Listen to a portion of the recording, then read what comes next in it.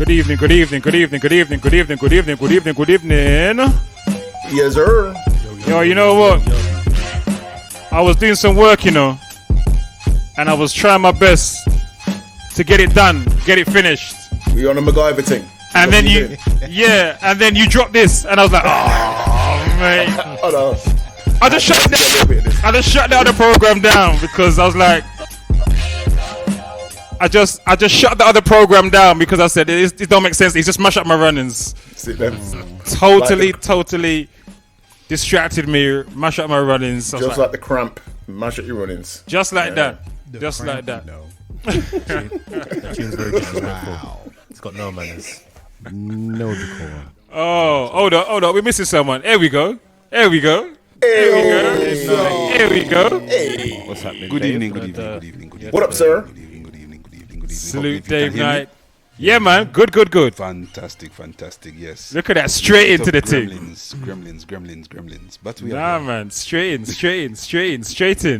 Like a glove. Innit? We're still waiting for a candle around there, fam. You need to pay your light bill or something. Yeah, it's man. not shining as bright as it usually does, so I think I have to replace a couple of things. Yeah, bro. Energy bills. Yeah, bro.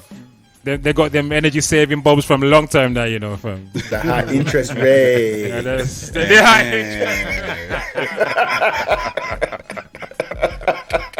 interest.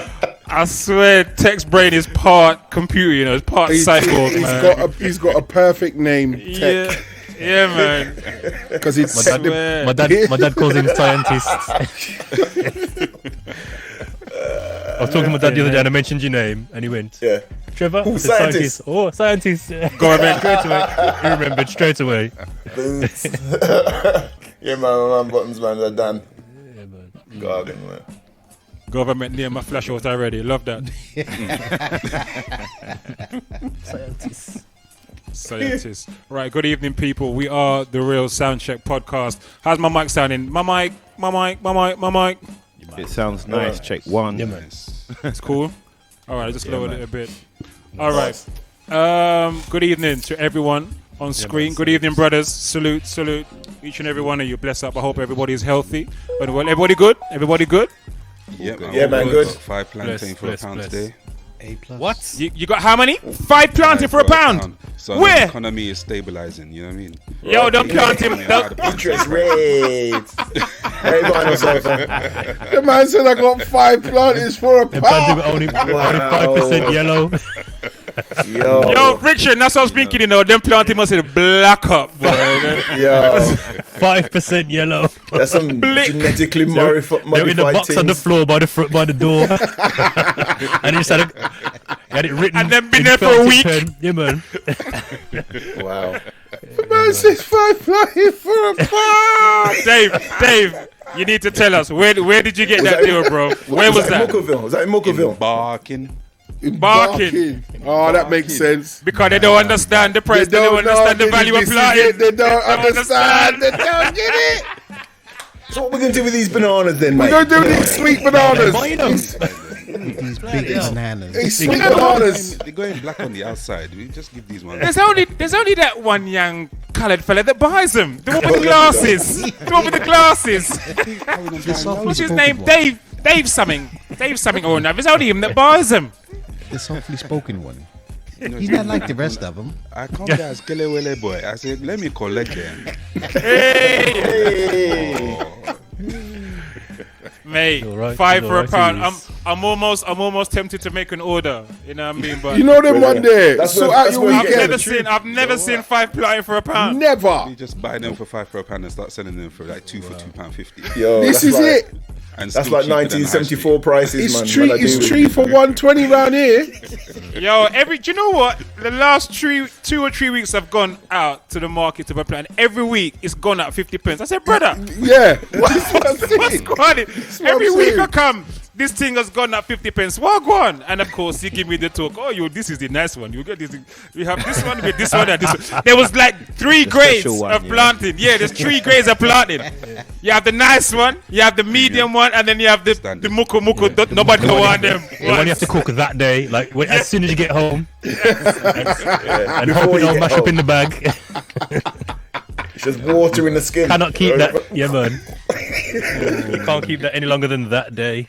You have to cook it. All right, people, we are going to talk about things more serious than the price of planting, okay? On this evening's Soundcheck podcast. I think they know us by now. We're a bit wild. Well, for anyone that's new in here, this is not the Real Planting Podcast. Real Planting Check. Yeah, the Real Planting Check Podcast. Oh, That could be a thing, man. That could be a thing. Oh, don't encourage it, please. I beg, please. Two for 180 vinyl sofa. 2 for 180.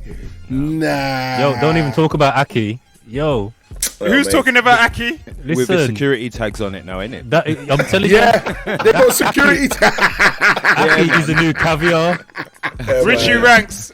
Richie Ranks. Yes, the Herbs man is still next to the wreck in Brixton. He's still Excuse there. me. No drug talking around here, please. It's not drug stock. It's no drug stock. But Herbs man, just because you're in Excuse Brixton. me. No. It's official Herbs. Official. You get an ounce, Because you get an there's ounce of time. Like Basil. Yeah, man, that's 120. it. It's all of that. It's all of them. Yeah, no Good herbs. code. Don't Good drop no herbs. code. Oh yeah, I No got code, slides. no I code. got this. Yeah. All right, you lot show me where you lot's minds is at, yeah? Me and Richie Ranks know what we're talking about. Anyway, my man is there, Richie Ranks, selling all that goodness. All that goodness. CMOS. the goodness. Yeah, man, he's got the biggest store of sea moss and just bare herbs, nuts, everything. All of that stuff. All that organic stuff. Like, for real. Soursop. Nice. Everything. He's got everything. Yeah, I need to. Everything. Pop down, mate. Literally. Pop down. The amount of stuff he's got is unreal. But yeah, he's still there. Anyway, good evening, people in the chat. Good evening, manners and respect. Good evening, Mitchie Boo. Good evening, Mad Trini in the building. Good evening, Mad Trini. Good evening to Richie Ranks. Good evening, The Diva Speaks in the building. Good evening to Camzy in the building. Happy Monday, Camzy. Miss Naturally J, Jacqueline. Good evening to you. Good evening, Miffy Moments. Whoa. Yes. Hey, Miffy. Good evening, Miffy. Good to see you. Good evening. Good evening, Natasha 0702 in the building. Good evening to Karen James in the place. Good evening, Karen. Vinyl Sofa in the building. Man, there's a whole heap of people in here already, man. Anybody's name I've missed, I'm so sorry. But we're about to get into it, all right? So, what we talking about this evening? All these messages already, man. Lord have mercy. Karen James. Talking about the price of way the sweet potato. Yeah. Yeah. Mum said, No, man, put it back. Serious, man. Cut off, please. You know. Only want to spend 460. Cut off, please, man.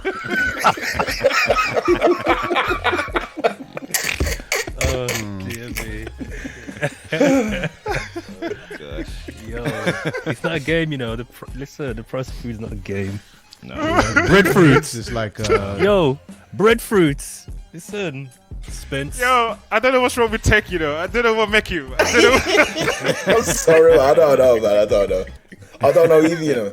Talk your things, man. Keep it 100% real. Plantain. But that's what I'm saying. He's like all the way 100. All the way 100. All the way. Saturday Got that soup piece. don't cost the same anymore. Got It's that. gone. You know. It's like you don't. It's true because you don't hear nobody buy yam without saying cut off piece. Yeah, man. You know what I mean? Balance it, man. You know what I mean? Just wash off that dirt piece, though. How much? No. You know what I mean? Just wash it. 10 pence too much, man. Hey, man. You know what I mean? And what are they going to do with the piece they cut off, really? So that piece you cut, what am I going to do with that, really? What do you expect me to do with this piece I just cut off? It's better I just give you for free, innit? Put them out there. No, I'm going to want it. What am I going to do with it? Yo, I'm getting hot already, man. No, stop. Little slice of yam. Stop. Okay. We just got market with my mum. My mum ain't joke, you know. My mum's just not having it at all, you know. I'm telling you. High maintenance. We love it, man. Love it. No, I don't want that piece. Oh This god. thing off. No, man, I can't so much. I can't so much. How much? 10 pence. How much?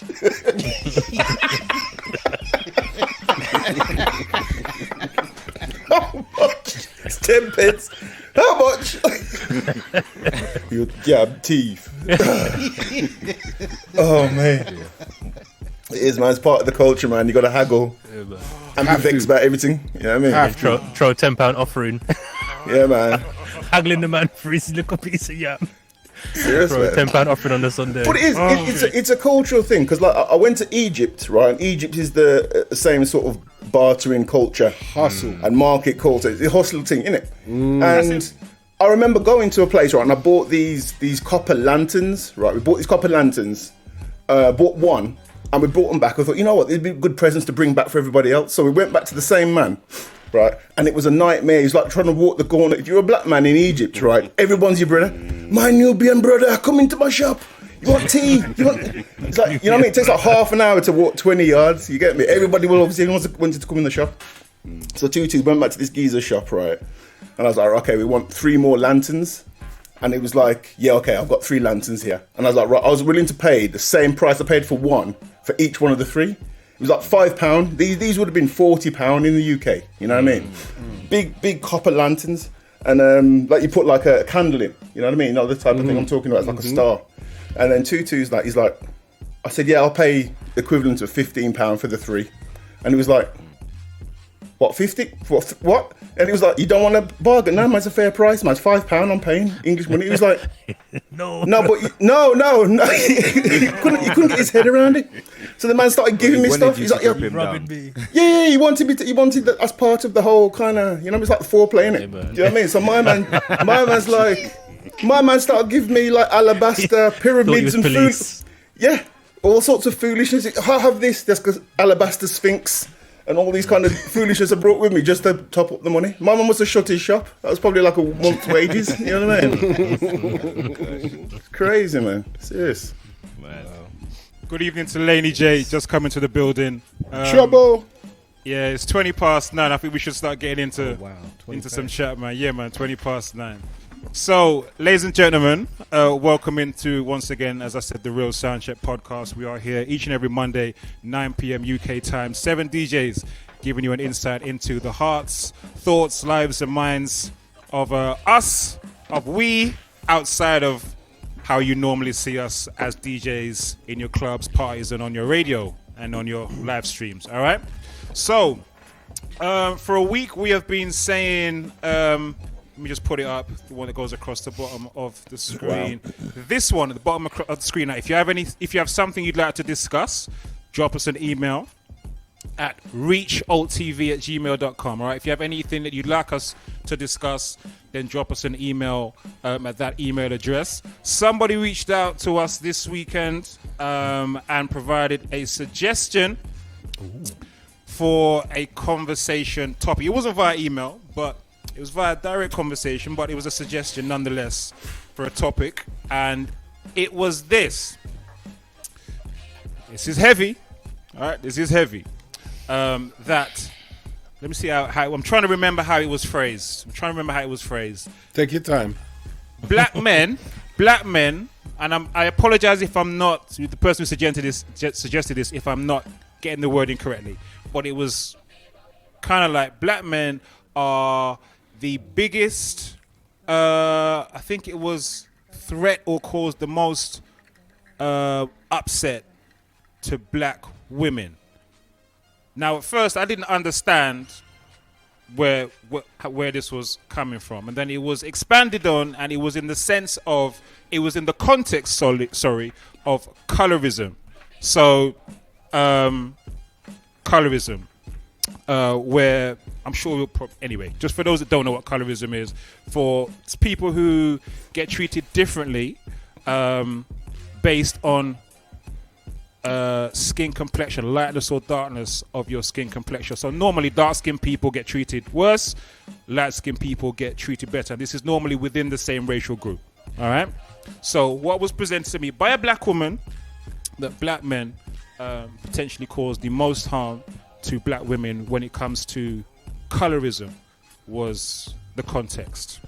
So I throw that out there as a starting point for us to discuss.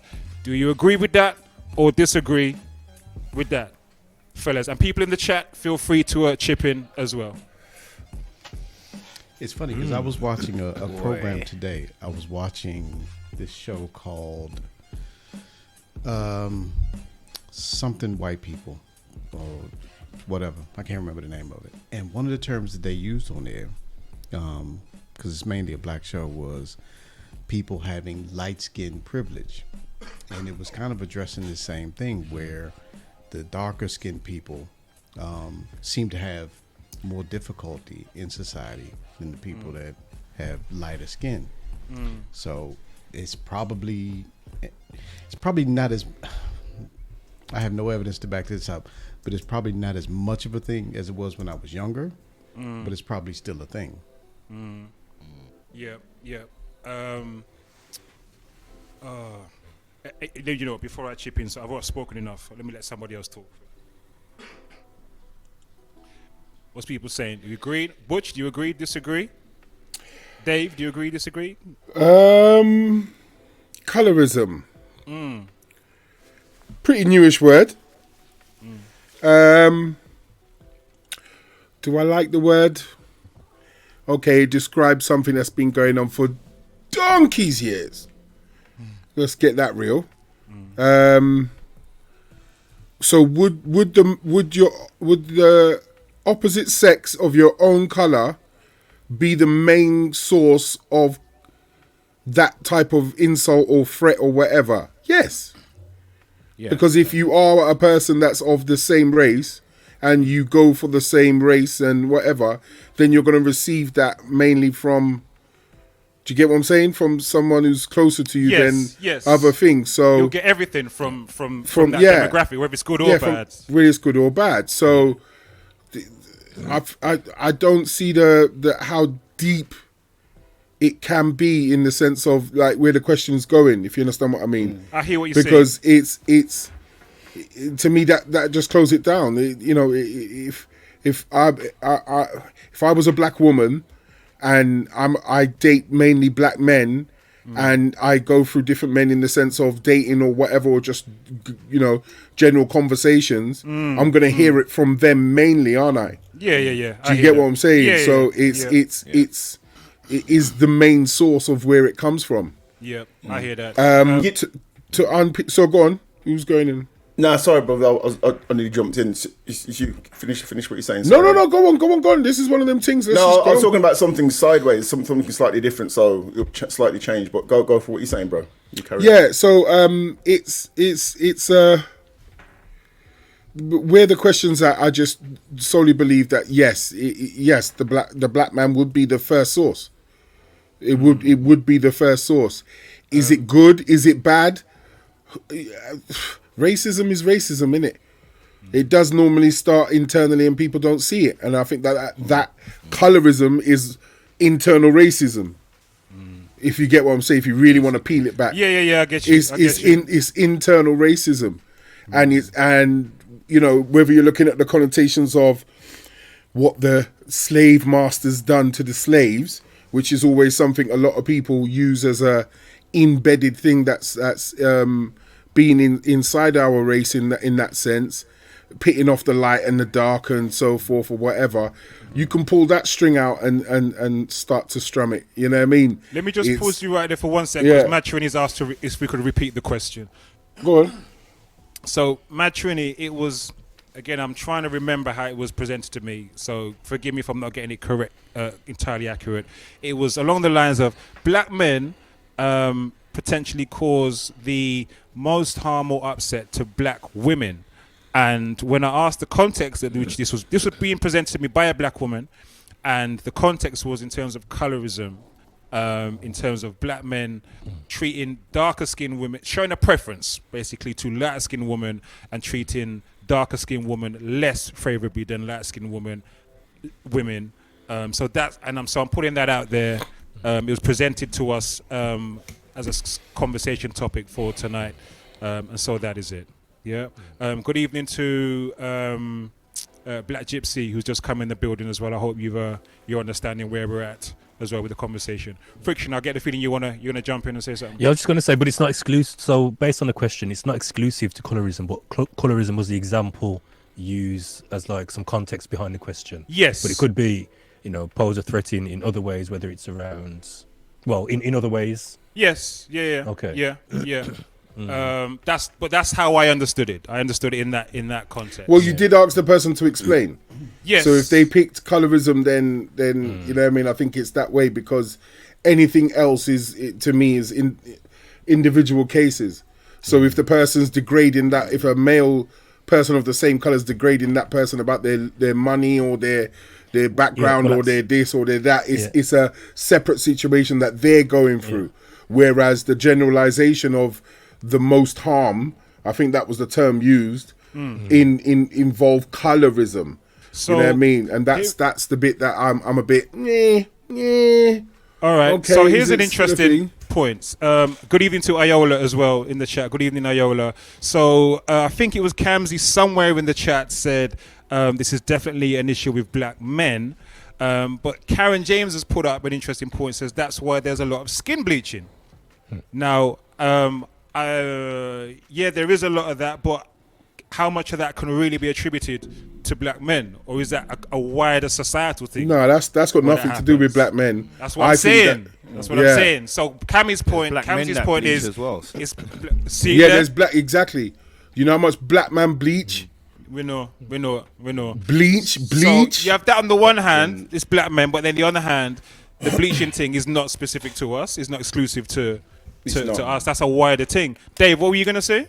I was just going to say, because just extracting the bleaching part, which is part of what the issue is, because people are changing their very appearance because of what has been said to them. Now, where are those comments coming from and how they've been fashioned? To the point where someone says, I'm going to actually alter the pigmentation of my skin in order to do what? To be accepted? So where is the narrative coming from, or where are the comments coming from for someone to feel that way? Is it a culture might not thing, or is it necessarily be individual? comments though. Exactly. It could be a lot of it is media, man. It's what they show you. Yes. Facts. A lot of it starts Media. there. Yeah. Media, your So- observations, getting passed over for jobs, seeing other people get ahead and you're not, and you're more capable of them, all them kind of things. Then some people might think if you can't beat them, join them in it. You know what I mean? Yeah. But then in the Exactly. context of what we've been told, it's a case of black men are the main thing. And I'm wondering where that may have come, because in terms of media, we're not as in control of certain media outlets as But I think some may say. I think it's more. I think that's more a case of what Bush was saying. You know, if you date mainly within a particular demographic, right, then everything that you experience is going to come from that It's going to come demographic. from that demographic. Exactly. Whether it's good or bad, it's not necessarily. It doesn't necessarily say that demographic is more of anything. It's just that that's what you're. But I think we're in an age now where, how can I put it?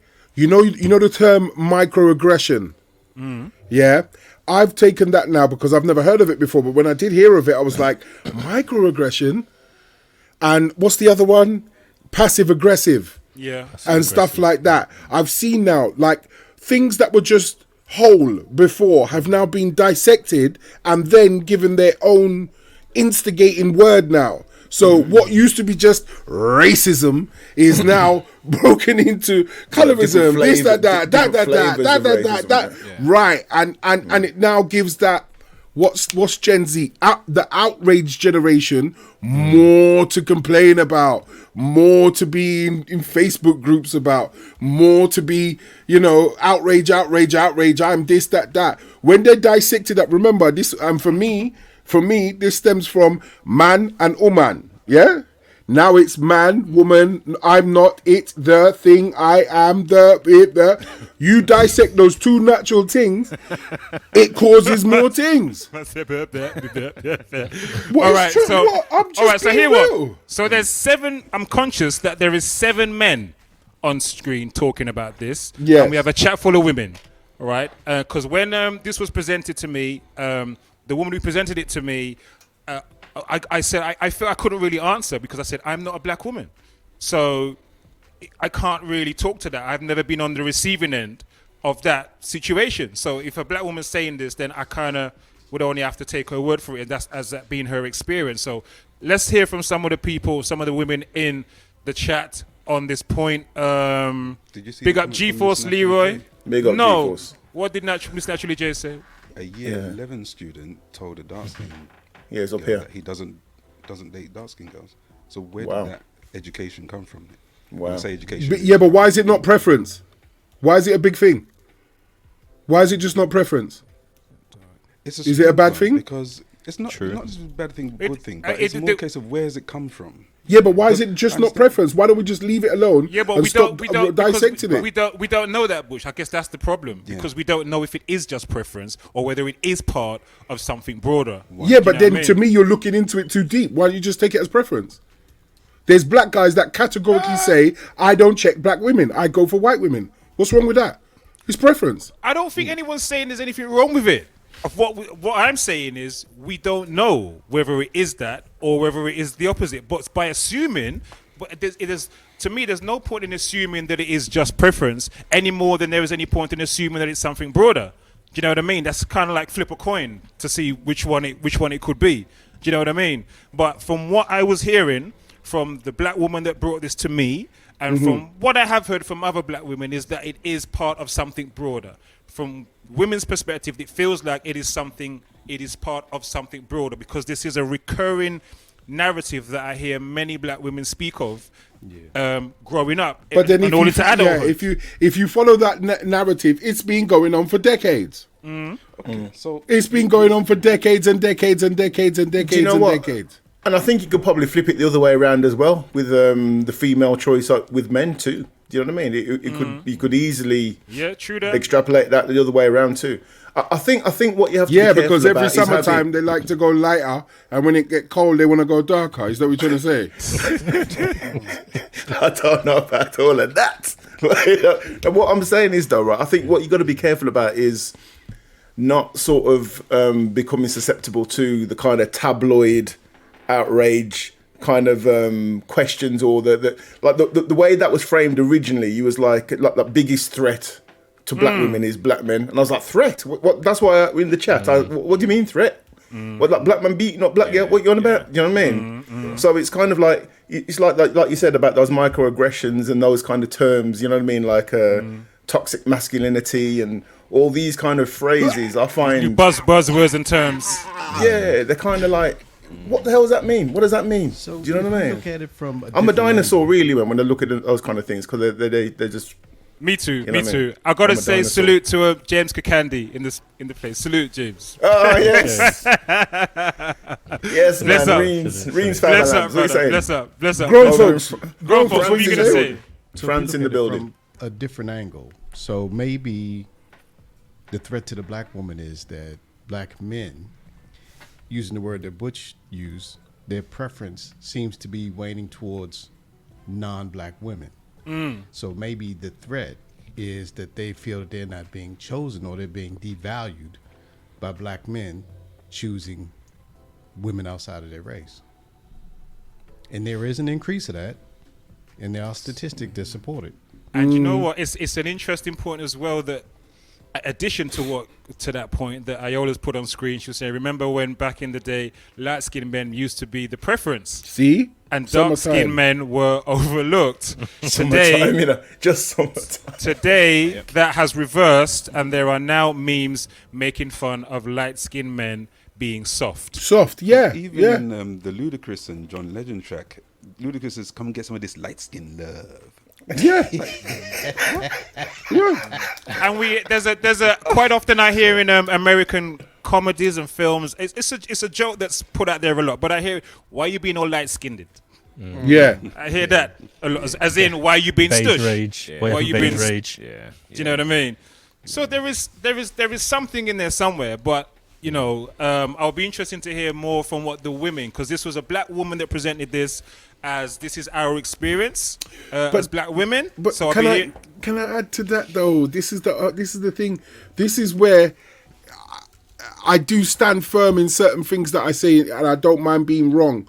But you say it comes from a black woman, but then another black woman will say she don't represent all black women. Do you get where I'm coming from? Because it could be just preference. Right. So let's ask, like Croc said, let's ask Ask the No, women. no. He's Do you asking the feel- right thing. I'm just saying, for some women, they could just say, "I'm not into that. That's not me." All right. So why don't we just leave it alone? We got lots of women in the chat. So women in the chat. There's plenty of people in the chat. Women, do you believe that black men that this was just a preference thing and there was no issue here, or do you think that there is an issue here that is part of something broader? Yeah. So answers in the chat, please. Iola Miss says G. it's still an issue. Good evening, Miss G. What's Miss G saying? Good evening. She says some black men say we black women give them too much stress compared to white women. I've been hearing that all my life. That's Good been evening, going on Lady decades, yeah. That's been Uzo going in on the for building. Good evening, time. Lady Uzo. So Iola said it's an issue. Miss G says this is an issue. Good evening to Melly Mel. She says she's heard that many times as well. Lady Uzo says it's an issue. Kamzi says it's a deep ingrained issue for our community. Trini.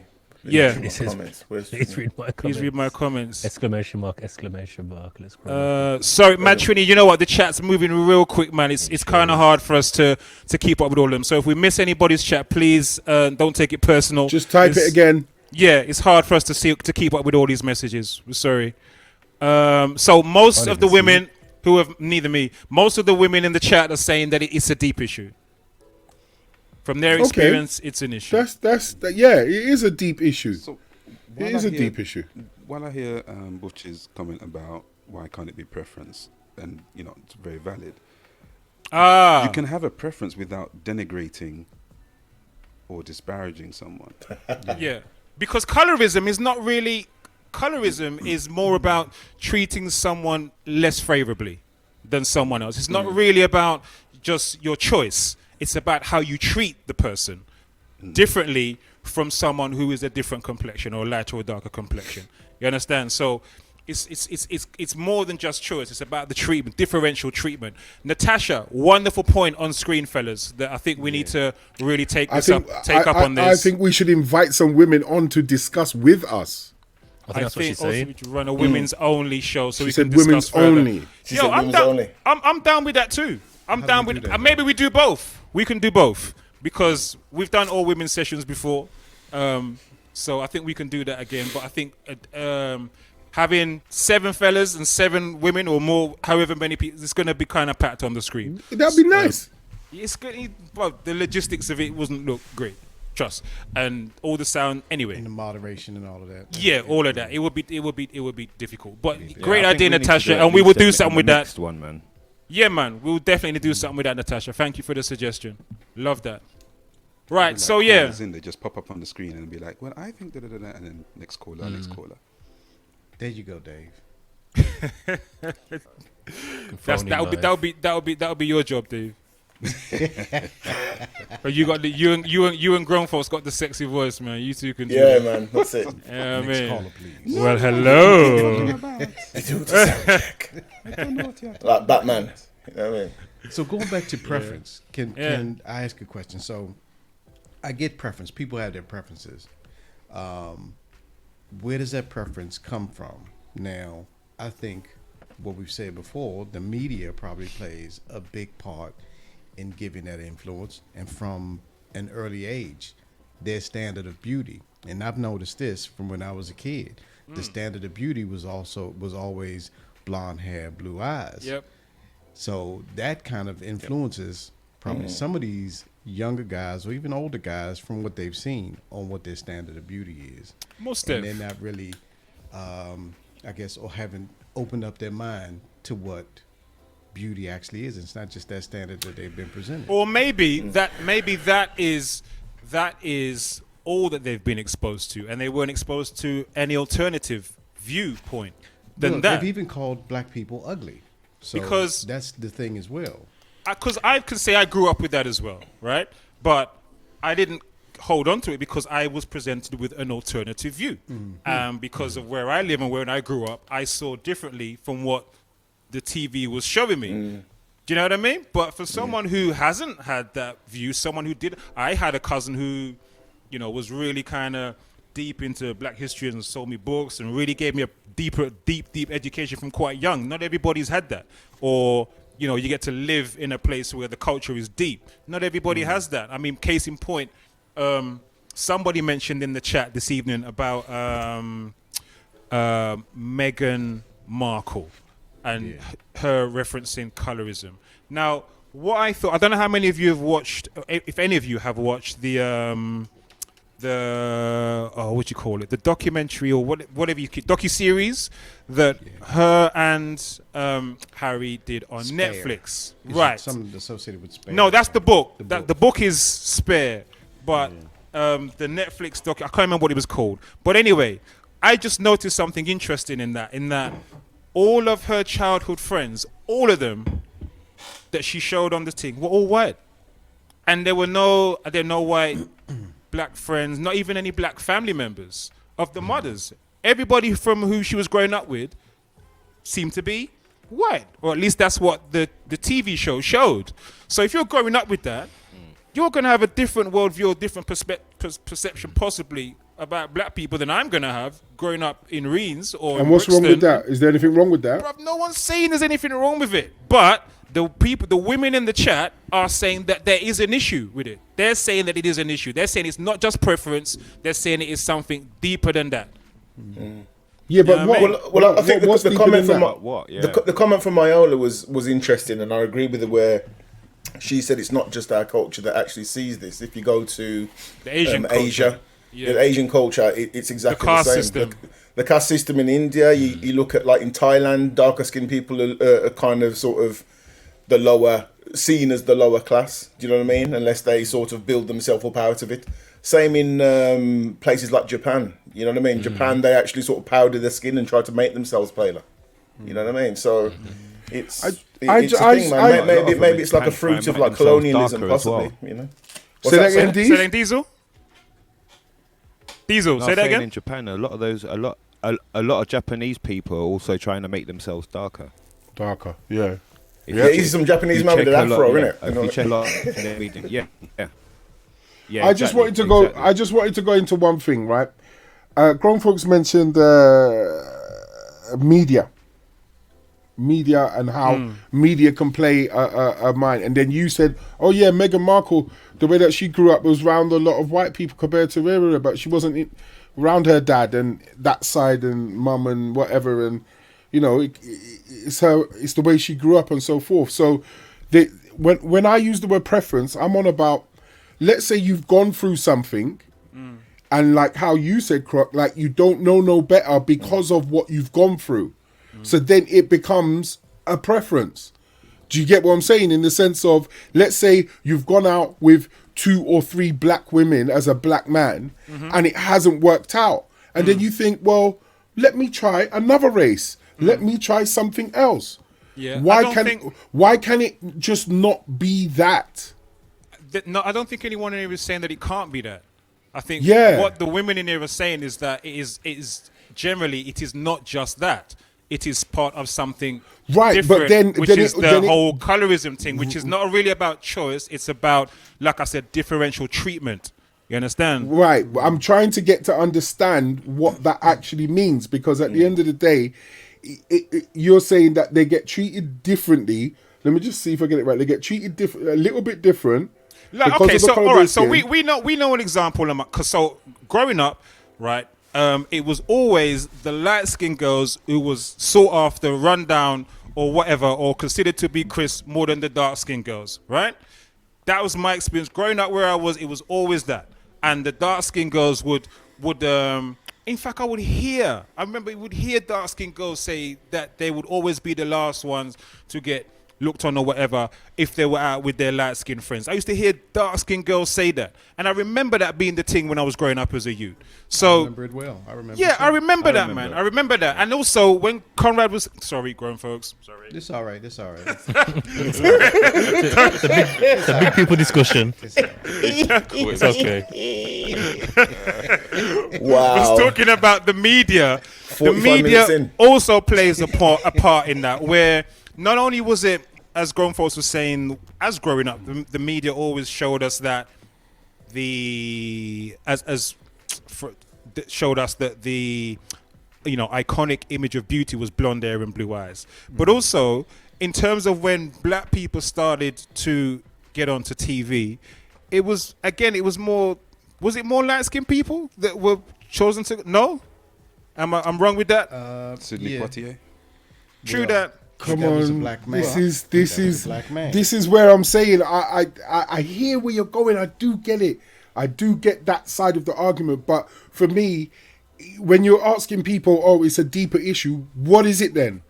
All right, so 'Cause you please, can't ladies, just say- ladies in the chat, in the chat, Bush has posed the question. He's saying, what is that? Most of you have said it is a deeper issue. So can you elaborate in the chat about what there is? Right? Bush is while you're posing the question. elaborating, let me all say we this. hear is there's a deeper issue. Yeah. Yeah, for but me- it's like asking a child, what's the matter? And they say, oh, nothing. What's nothing? What's the matter? Nothing. Yeah, what is it? Nothing. And then you have to ask again, what is it? Oh, mummy did this to me. No. It will come out later. I want to know what it is. What is that deeper issue? What is it? Because just saying it's a deeper issue and then having an argument about it, to me, where I come from, that's flaky. That's flaky. You're just using never big gonna words. solve the It's a issue deep. if you don't You know don't. what it Thank is. you. You can't solve the issue until you know what it is. You're just jumping on a bandwagon because you're like, sisters together. Yeah, we got a deep issue. Come on, man. We're dead with that. That hasn't solved nothing. If for one reason, I might be right, is that it hasn't solved anything. So come with the deeper issue. What is it? We're men. We're ready to solve it. Let's Right, go. so Kamzi has put on the screen, the deeper issue is that we are eliminating, correct me if I'm wrong, Kamzi, I think you're referring to, I'm assuming you're referring to mixed race relationships here when you say this. The deeper issue is that we are eliminating our race, black people are eliminating our race and will eradicate it if we continue. I'm assuming that's what you're saying. Kamzi. Lady Uzo says the lighter the skin, the better the treatment, or a higher pedestal. Kamzi makes a good point. She says Jewish people do not do it. G-Force, big up G-Force. Good evening, sir. Said we need more voices on this in the group. It's such a big topic. Exactly, very wide. Do you know the CEO of Ofcom? Hold on. Let me just go through some more of these comments real quick. Kamzi says we're missing the point. Oh, she says we got it now. Okay, cool. Vinyl Sofa says that my sister-in-law, a black woman obsessed with skin color, chose to have children with a white man because she did not want dark-skinned children. Preference. You're I'd like to assuming. explore that one. You're making an assumption, Butch, that it is preference. You're making So what an is it then? assumption. So I what don't is- know, what is that? but you're making an assumption. No, that but it you is can't that. say that. You can't say that. I'm wrong then if you don't know. Do you get what I'm saying? No. Than a What you preference. said really does. Because look, my sister is a black woman obsessed. You said Oh, preference. no, wait, hold on, You said hold on. preference. Wait, hold on, stop. Look at the word obsessed. You said Look at the preference. last Hold on, You said- stop. But Look at the last word words. obsessed. Look Butch, at you the said last words preference. of it, though, You Butch. said preference. Yeah, Right? and The go on, last folks. six Go on. words. It's The last six words, go on. words. Yeah, go on. She did not want dark-skinned children. That's not a Preference. That's That not is a preference. No, What no, kind no. of idiot She's- preference would that be? You she's don't want going dark-skinned off of her children. experience that she doesn't want her children to go through what she went through. Wait a minute. Wait. So hold on. Am I wrong? Can someone define the word preference? Because she did not want. Isn't that a preference to her? She didn't want that, so she prefers to have. Even if it is a preference, Butch. Even if it is a preference, it would be a pretty sick preference for someone to say they don't want to have. But that's what it says there. But it's still preference. Thank you. Whether we Yes, agree but with it you're or not, it's her preference. It's her preference. It doesn't make it right. And we It don't doesn't agree with make this, it right. I'm but not she's saying that it's the right thing. She's saying, say it. I want this. Yeah, I want I this. want this. I Right. want this. This is Right. what I want. And the women in the chat The are same how saying, people would choose to saying bleach their that skin. it is the saying. Yes, it is a choice, but the women in the chat are saying it is not just the apples and oranges thing. They're saying been it is something indoctrinated. bigger than that. Yeah. That's what they're saying. Yeah. I understand that, but until someone comes up with the bigger of the deeper issue, most of these issues, like most of what we're talking about, to me falls straight into the line of preference. The last 6 words, exactly what grown folks said. The last 6 words says exactly what she said. I do not want. But why is it a preference? Why is it a preference? I think that's where we're finding the problem. Oh, you want to know why she chose that? So she's obviously gone through. She's got a reason for that preference. She's got a reason for it. I'm not problem deep in people's things, but I can see. Yeah, that is part of. I get where you're going now, grown folks. That is part of that deeper issue that no one's got an answer for yet. To me, that's part of it. For someone to for what's her name to put her sister's preference up there like that, it to me is a definition of a deeper issue.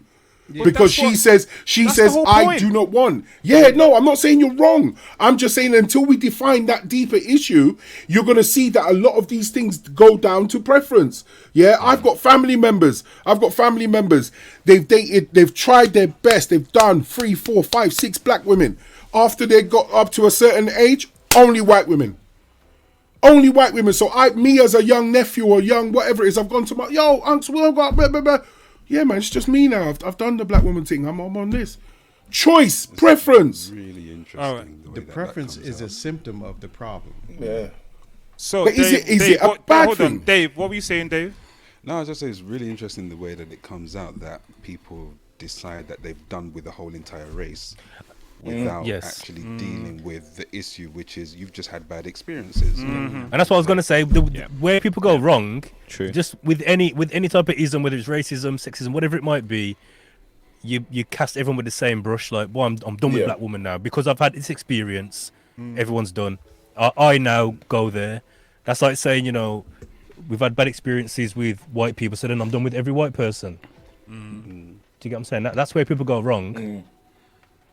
And then this is where this is my thing. Exactly what you just said, Frick. They say that I'm done with it. But then at the end of the day, we can all, as forward thinking, positive thinking people, say, don't give up, keep going, keep trying. Good evening to Miss Ray. Posed an interesting point. She says, me being of mixed race background, but to be very fair, I've always wanted my children darker than me.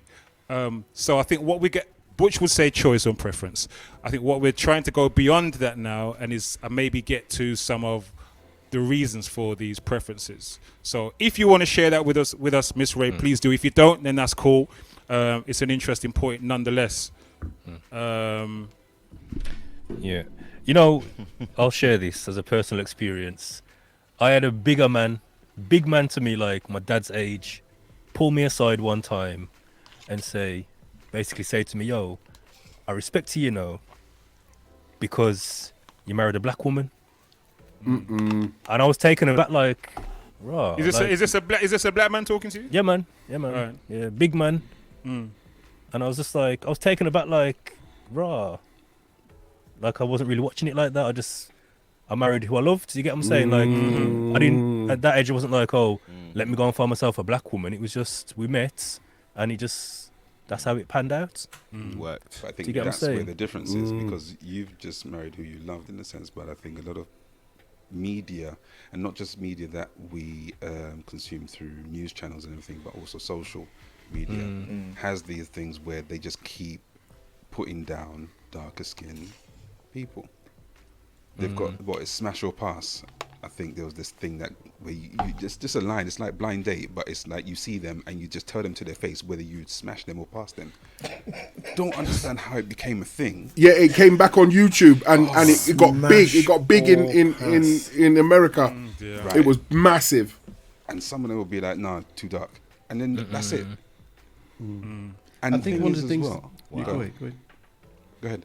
I think one of the things that's really important that Frikshin just said that shows that there's a problem for that older guy to feel the need to come up to you and say, pat me on the back, that there has to be a problem, and we know about it. We have to know about it for him to say that. That means for him to say that to you kind of suggests that it's not the standard. It's not the norm. It's not the norm. Yeah. Yeah. So I'll say it because I'm open like that. So is the internal slave mentality racism thing still embedded in us? Is that what we're saying? I don't know if it's slave mentality. I don't think. No. Well, I haven't heard anybody say that. I think what. No, I'm not asking if anybody's saying it. I'm saying it. I'm saying, is the lighter skin better than the darker skin? The lighter people allowed in the house, and we have to stay outside. We're better than them. Them better than us. Is that there's a number of things that have come up. So that is one that you're presenting. The media is another issue that's come up. Your upbringing or your surroundings of your upbringing has come up. I guess your own family dynamics would come into that, and you would come into that as well. So I think there are a number of things that are coming up. Ooh, Miss Ray answered. Okay. Miss Ray answered. My dad is mixed. Sorry, my dad is Like mixed. Mum is black, but I look white compared to my siblings. As a child, I hated it and always had to explain myself to people. I grew out of that and learned to love who I was. I didn't want my children feeling how I felt, but I just love Yeah, you see the last bit? I just love being a chocolate man. Thank you, Miss Ray, for elaborating. Vinyl Sofa has asked me to read out her question as well. Sophia, I hope I'm reading out the right one. I'm not sure if it's this one you wanted me to read out or not. But she says, okay, let me tell you something. Asian cultures, Indian, Pakistani, have arranged marriages, and the women's skin tone is always asked. Okay. So that sounds like it's something from colonialism. That's it. That's why I'm saying now we're getting towards the issue.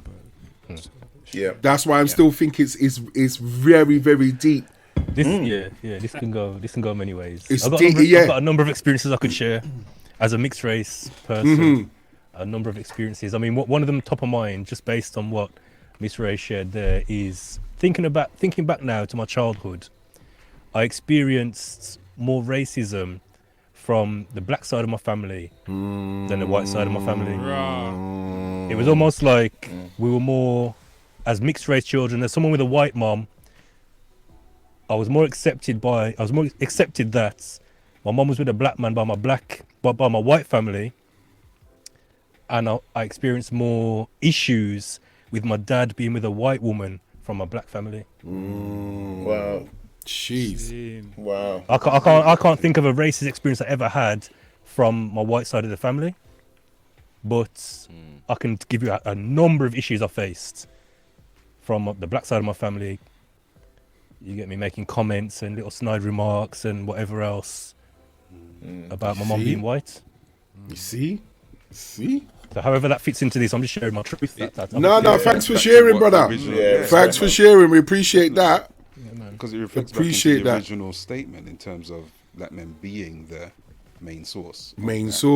And you've just categorized it there in terms of it's the black side of the family that was creating more of the issues, which may have created a complex in your mind, and then may have swayed you to go the other way because you're getting the better treatment from. Hence the comment from the guy.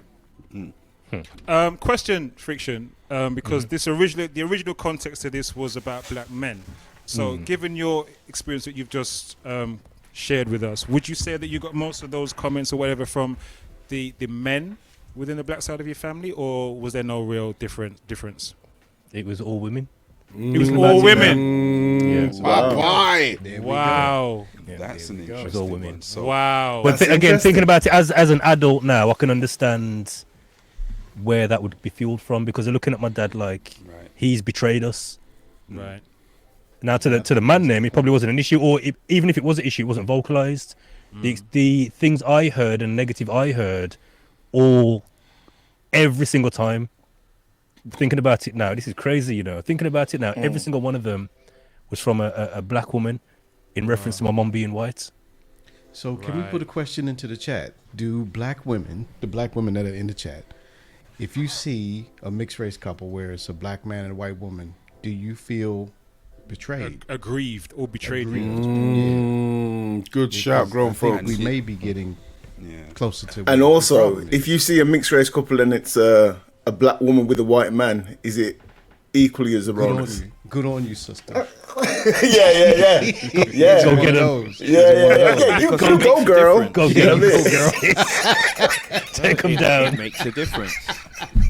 We laughing You about say it, these? but it makes a difference. No, Yeah. we're laughing Of course it about does. but Of it course does it make does. a difference. Massive. Yeah, it does, man. Yeah, man. So answers in the chat, please, ladies, if you dare. If you dare to share, if you dare to share. No, we're not judging no one around here, man. We got love out here. It's not pure at all. love. No, safe space. At It's a the safe same space. time, we're asking the ladies within ourselves. Does it make a difference when you see it? You know, if you're out, you see a mixed couple. Does it make a difference from your own opinion? From us, the DJs. Yeah. The Or just DJs. from Well, no, not the DJs. The men. men's Facts. them. I like that. Most of the women are saying no, it makes no difference to them.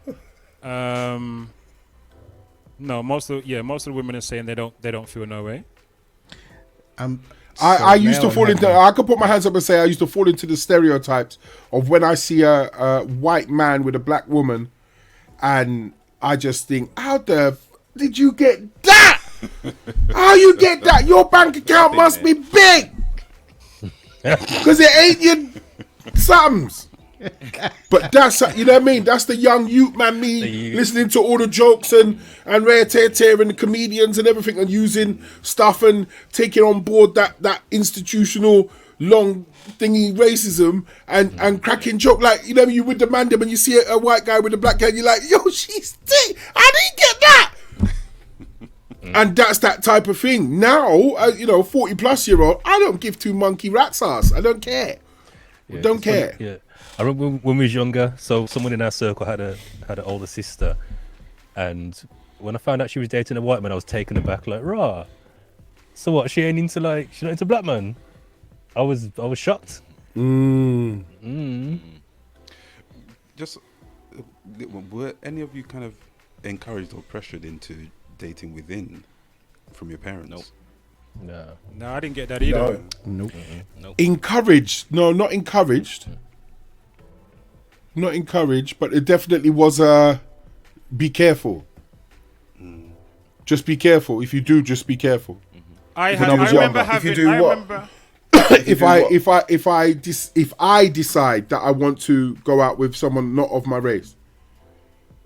Do you get what I'm saying? I remember I was given an advice. I was given a similar thing. I remember, sorry, not giving. I don't know if giving is a bit strong, but I remember hearing similar kind of words of warning once about mine. If you split up, you might start hearing some different things, and that happened to someone allegedly in my family. Good evening, Melissa Gilly in the building. Good evening. So the story was, when they split up, the racist jokes started coming out. When they split up, you understand? It was you black this and whatever. You understand? Always there. So I remember having a kind of a warning once given to me about that. But I wouldn't say that, as far as my parents go, I never got any encouragement one way or the other, to be honest. You know what I mean? And mixed race relationships, I know they're not new to my family. So, I guess they wouldn't really. Yeah, they were kind of indifferent, I guess. And plus, they weren't all militant like me. They were just kind of, can't we all just get along type thing. Do you know what I mean? Let's all just go to church and can't we all just get along? You know what I'm saying? G-Force Leroy said he went Benetton mode, United Colours, yeah? What's Black Gypsy saying? I went on a date once. What's that? Black Gypsy. That looks interesting. And then that's the question there as well. I went on a date once with a white guy. I was shocked by the amount of dirty looks I received from black men. We went to a Caribbean restaurant, and when I entered the restaurant, this man started to choke on his chicken bone. I tried. It's just not for me. I'll stick with my black men.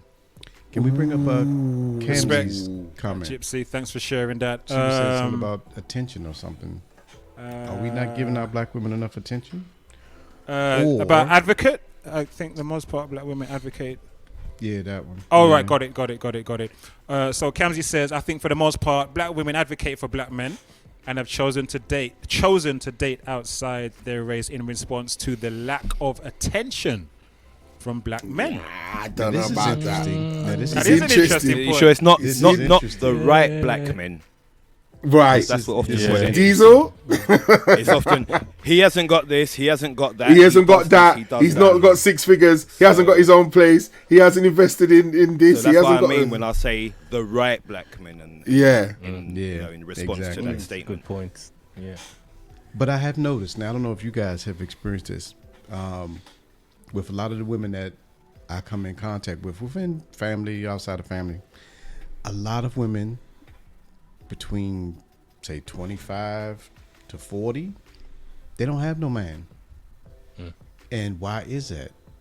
Is it because something like what Diesel said, because they don't have this checklist, or when somebody does try to approach them, do they have stank attitude and it puts people off? What could it be? It could be a lot of things, but we may be digressing into the wider scope of dating as opposed to... No, I think he's hit a point. I think he's hit a point. Just how we identified that colorism is a subgenre of racism, yeah? I firmly believe that if what he's talking about is, how can I say, there's too many things that have now been broken down that the buzzwords are now new weapons of things to look out for. There's so much pressure on people because, you know what I mean? Like, there's new things to look out for, new checklists, new this, new buzzwords, new this. Is he this? Is he that? Is he this? Is he that? Does he do this? Does he do that? High value man, high value woman, blah, blah, blah, blah, blah, blah. There's so much stuff now just to go on a frigging date. So Cam's just to go saying Nando's and black meet men someone. are not interested. Cam's is saying black men are I'm not. because shocked black at Not that. interested in what? Not interested in shocked. what? I'm not. In Camsy black would have women, to. Camsy would have assuming- to elaborate. I We guess would we're assume assuming she's saying black women. So black men are not interested in black women. Yeah, I'm False. shocked to hear that. I'm very No, shocked. that's not true.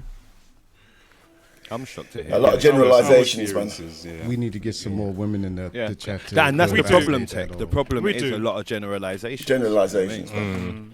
Yeah. It's been an interesting one, and I think this is gonna have to be a follow-up with more women on the screen, because we're trying to women are talking through the chat, and we're trying to interpret what we're reading. No, we appreciate it. I think it's good. I like the way they have. You know, I think I as well, haven't it's I'm the not- age, it's the age bracket as well, because Cam's just said there as well, she's spoken to her younger cousins. I think it's more so an issue with a younger generation than with our generation. That's what I would say. In what sense? In what sense, bro? In a sense of the younger generation are probably more indoctrinated than our generation in terms Facts. of light Facts. skin. Facts. You get me? Facts. Yes. Yes. So, I'd you know, say, Yeah. I've- They are. Not all. found, It's not a sweeping for statement. example- No. It's not all. It's not all. There's definitely but there's been more into- driven into them. yes, 100%. and also more integration as well. Yep. Do you get what I'm saying? They're like, and the whole next generation. So imagine our parents came. So my dad came from Jamaica, came here. I'm first generation, born here. My children are second generation. So what their experience is totally different to mine. So their outlook is going to be different. Diesel, you were trying to say something. Yeah, no, I was gonna say, I find when I look at my friends, especially the ones who have, unfortunately had to end relationships recently, that is one of the points where they make that decision, where they're not gonna go with another black woman. They might, you know what I mean? It won't be necessarily another white woman. It could be an Asian woman, whatever. But at that point, from the 40-something. Just in response to what Frikshin was saying about the age thing, that is also a point where things do change. So we might not be as ingrained, like you said, but like I said, my friends that are coming out of relationships now, they're not looking for, to me, it doesn't seem like they're looking for another black woman. It looks like they're looking for something that is a bit easier, or known to be a bit easier. Not necessarily is, but that's what they say. That's what they say. You know what I mean? So that's just to throw in the pot as well. Yeah. There's Can we just obviously set a marker here as well? If we do a Real Soundcheck live, this needs to be a topic of discussion, because that chat, you can't keep up with that chat. I know. Yeah, it's we lying, do. mate. I know. There are some topics that will transfer over to media. a live. I think so. I think this kind of what you were talking about, these and Frikshin and the younger generation, kind of falls back to largely, to a large degree, media as well, because this generation are exposed to media in infinitely more ways than we were when we were growing up, and we didn't even have internet when I was growing up. Yeah, there was an there's artist. a lot more that there's a lot more. It's coming at them from a lot more different directions. And James Kakandi posed an interesting comment. What is the definition of a black man? That's a good one. Yeah, man. Because we're not sure about that. We got a bigger problem. It's a white boy in a black trap star Iola, bag, and his hand in his trousers here, And identify as a black man. Is that what it is? Yeah. and says I'm "Wagwan." telling you. Vinyl Sofa's coming. That's the new black man. Vinyl Sofa's coming. Which one? But I have last 5. But I have This one here. You got it, Tech? Yeah, got it. Friends who are my brothers. Wow, we've got some good questions coming in. Do black men think that black women are not feminine enough? Right. At the same time, I have a couple of people in my life who have said they wouldn't date a black woman because of negative reasons. Distance myself from that narrative. It's interesting, man. Again, it's people generalizing on things, man. That's Do it. you know what I mean? Just That's like, you know what I mean? Go with what you find someone that you click with, go with that. Do you know what I mean? You're not the same. Write off a whole race or a whole type of that is the person real. for That is the realism of it. But because we got brought an issue by Brother Croc and the sister he spoke to, we're having a discussion, opening up that. You know when you just dig that next layer down, and then look how far we've gone. We've gone down about 5 different rabbit holes as to why, and then we went on the whole. Yeah, and then we went on the whole issue side because we realized it's not just preference. There's an issue. Then the issue took us down another 2 rabbit holes. So I'm noticing another one. I'm noticing a couple of women in the chat talking about black women being overlooked by black men. I've seen this more than once in the chat. Footballers, actors. I'm seeing this in the chat a bit, right? So I've yeah, seen but I swear black women was... being overlooked by black men. Now, I don't know that that's a thing. Yeah. Which black men? Fellas? Anyone in here? I mean, it's overlooked. definitely something that. Okay, I'm not saying it's the balance is tipped either way, but you notice more when you see it. Like, oh right, he's got a white woman. So like a footballer or an actor. Yeah. That was my response to Mo the comedian. and that's I put my hand up. Yeah. When I saw Mo, I was like, what was that? What was that? What's that with Mo? The same. My response was that when I found out he was dating a white woman. Dude, Mo Gilligan. My response, Mo the comedian. Gillingham. Yeah, Gilligan. Mo. What his name is? Mo the comedian. Same guy. Yeah, I don't know his last name. Mo I don't know. Gilligan. Yeah, him. That's what I did, and I understand what friction means. Yeah. It was yeah, go on. Sorry, go on. No. That was it. I'm just saying it does jump out like that when you see it in a. That's the media pushing that in front of you, though, isn't it? Right. This is what I'm saying. You know what I mean? And it That's doesn't, the like I said, media it doesn't mean the balance is tilted either way. It's just when you see it, you clock it like you just see it, where you probably don't take as much notice when you see. Again, I'm talking celebrities here, like people that the media will put out. Oh, they're separated now. Yeah. Well, I think there is a separation because from your own. Sorry, Diesel. Just one sec. Just your own experience, Frikshin, that you said before. Because you said for your experience, it was pointed out to you in the opposite way. It was pointed out because you were with a black woman. You understand? But when we see it in the media, you're saying that it's kind of, you notice it more, or it's pointed out more when you're with someone of the outside of your own race. You know what I mean? But with you, just in the ends, it was for the other reason. But You know it's what I mean? also environment when it comes to celebrity as well, and how many they actually get to meet. I'm getting some. Miffy moments. I need to know what that means. Sorry. Yeah, Miffy. I was just You looking can at see that. it. I was like, what? What was that? What's Miffy, that? what is this? As a white woman, I've been told many times by black men to keep it a secret because of the white thing. Oh wow. So I'm assuming that's keep the relationship secret. Is that what you're talking about? That's what it sounds like. Okay. Keep it. Wow. That's interesting. That's But very is it interesting. And really why because of would the white that? thing?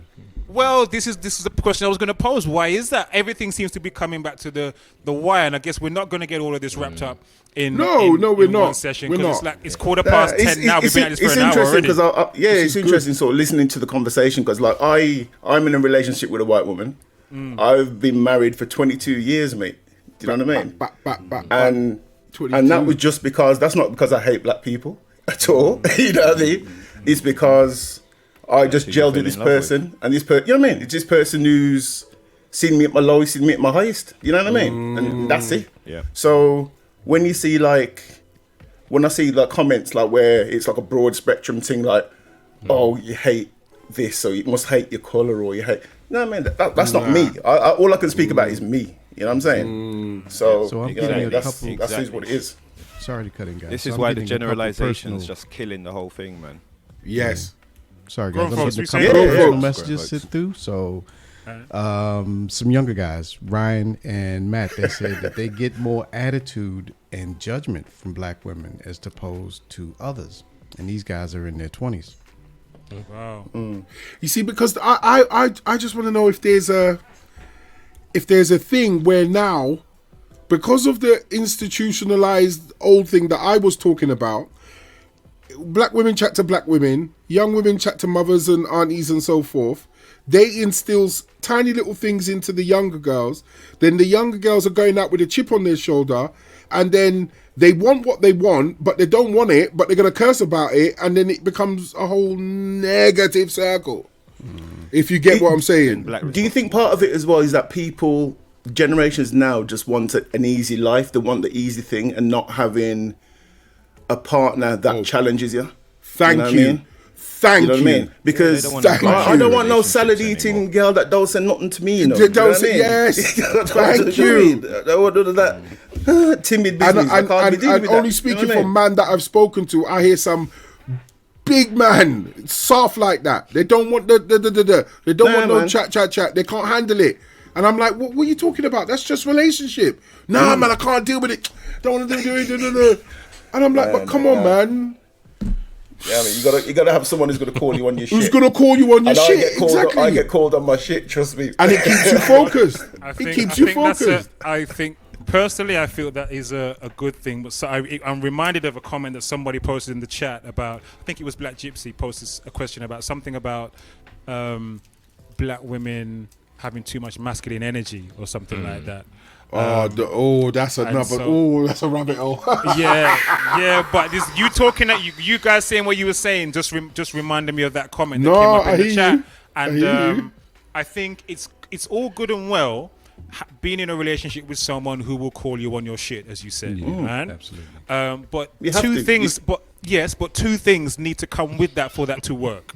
One is you have to be willing to hear that and process and work with that.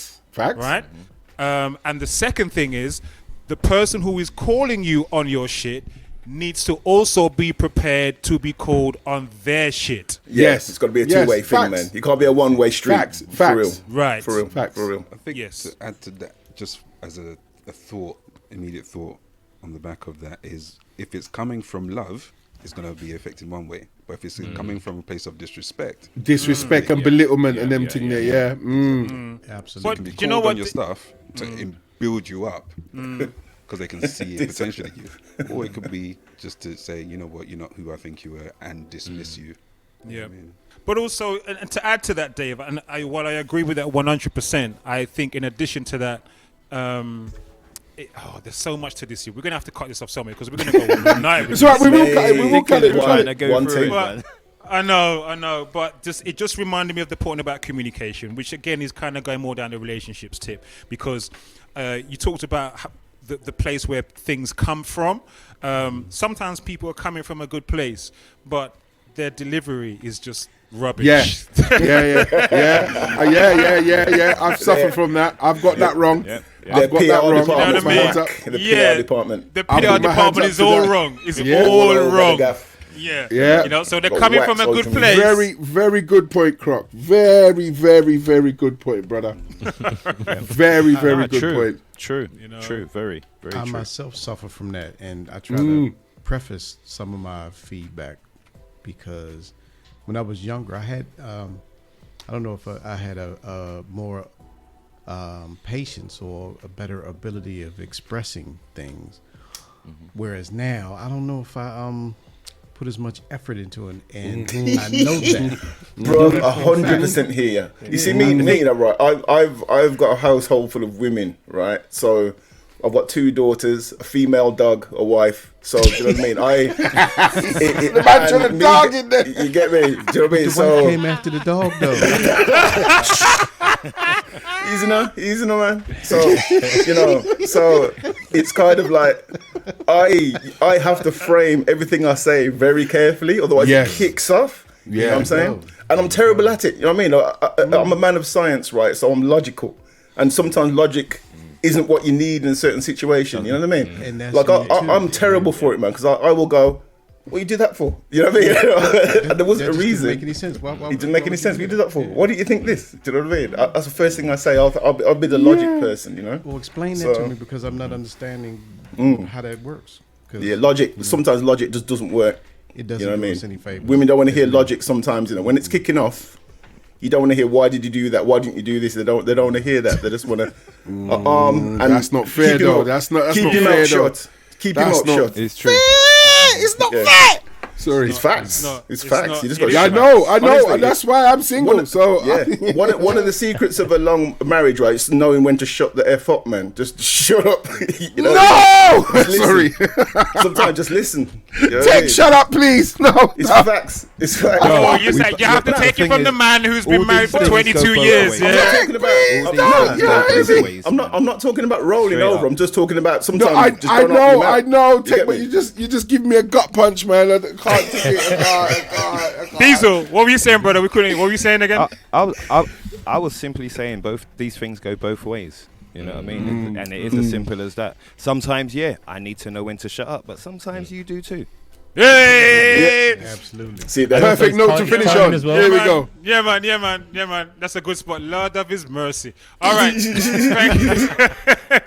Thank you to all the people in the chat. We're going to have to come back to this another time. Natasha, thank you for the suggestion. We will come back to this, and we're going to have to do a mixed session or an all-women session. That would be really great. It's a great idea.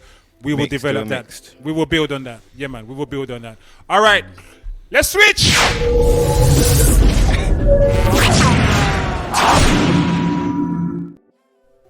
Flipping heck. Right. So I can't forget what we were going to talk about now. I forgot what else we were going to talk about. Hey, Natasha's up for clashing, you know. Natasha, look. I'm trying to climb out this rabbit hole right now. You get me, mate? What's she saying? She's ready to talk some things, man. Yo, Natasha would be great on something like this, man. Yeah, man. Natasha would have a whole heap of chat. She'd have a whole heap of chat for this. Yeah, man. So Natasha, I hope you're ready to come on, as it was your idea as well. You know this is not a clash. Yes. All right. So time is 24 minutes past 11. We're running out of time. We did want to talk about. There were a couple of other things. Sorry, past 10. Beg your pardon. Sorry.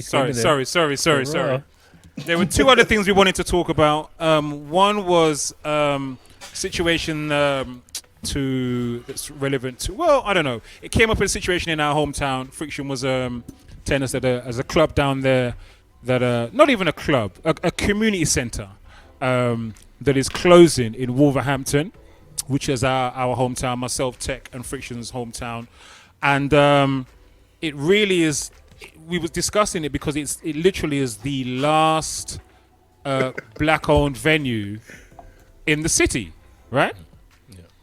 And it's been it's a cultural hub. It's like a, most of us will understand what a culture center means, you know what I mean, and how important that is in a community, and for it to be the last one of its kind in the entire city, was upsetting for us who come from Wolverhampton and grew up understanding how important the culture centre was and the youth clubs that used to be there as youths when we were growing up and all of that. And it kind of went, Heritage Centre, Leroy. Apparently it's being sold off. Or the site anyway is being sold off. Whether the Heritage Centre is going to relocate somewhere else or not, I guess we will find out. But it kind of led to a wider conversation about difficulty in finding venues, which is something that most of us, I guess those of us who are put on dances and promoting or whatever would have experienced, or playing in clubs will have issues finding. Is it still an issue? Let me just put it as a question. Yeah. Is it still an issue finding either venues that are happy to play black music or finding black-owned venues? Is it still an issue? I'll put that out there. I would say in Wolverhampton, I can't name one black-owned venue now. Heritage would have been the last one that I could have named. So I know a few black men who owns pubs like more recently. But to say, boom, a club or a like a function kind of venue, banqueting suite, all that kind of stuff. Nah, we're out the game. We're out the game. Yeah, Nothing left. 100%. Yeah. 100%.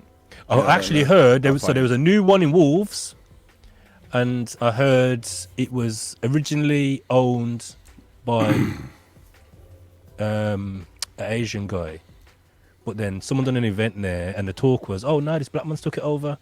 Then the following talk was, oh no, he's just a front face because he wants the business from the black community. And I thought, okay, Wow. that's interesting. It is interesting. That's Wow. interesting. Been happening for years. That has been happening for years. Yep. That is. Yeah. Does this? Good Blackwashing. evening to MC Half Pint in the building. Salute Half Pint. Salute, brother. But what's Bless going on, up. kid? Bless up. Bless up. Does this really? I don't want to stay on this too long because we got the other thing to discuss as well. Yeah, man. Does this interfere with? Does this? So there's an issue with us not having or finding it really, really hard to find black-owned venues. Does that have a knock-on effect to us being able to do our work as DJs? Yes No. or no? No, No.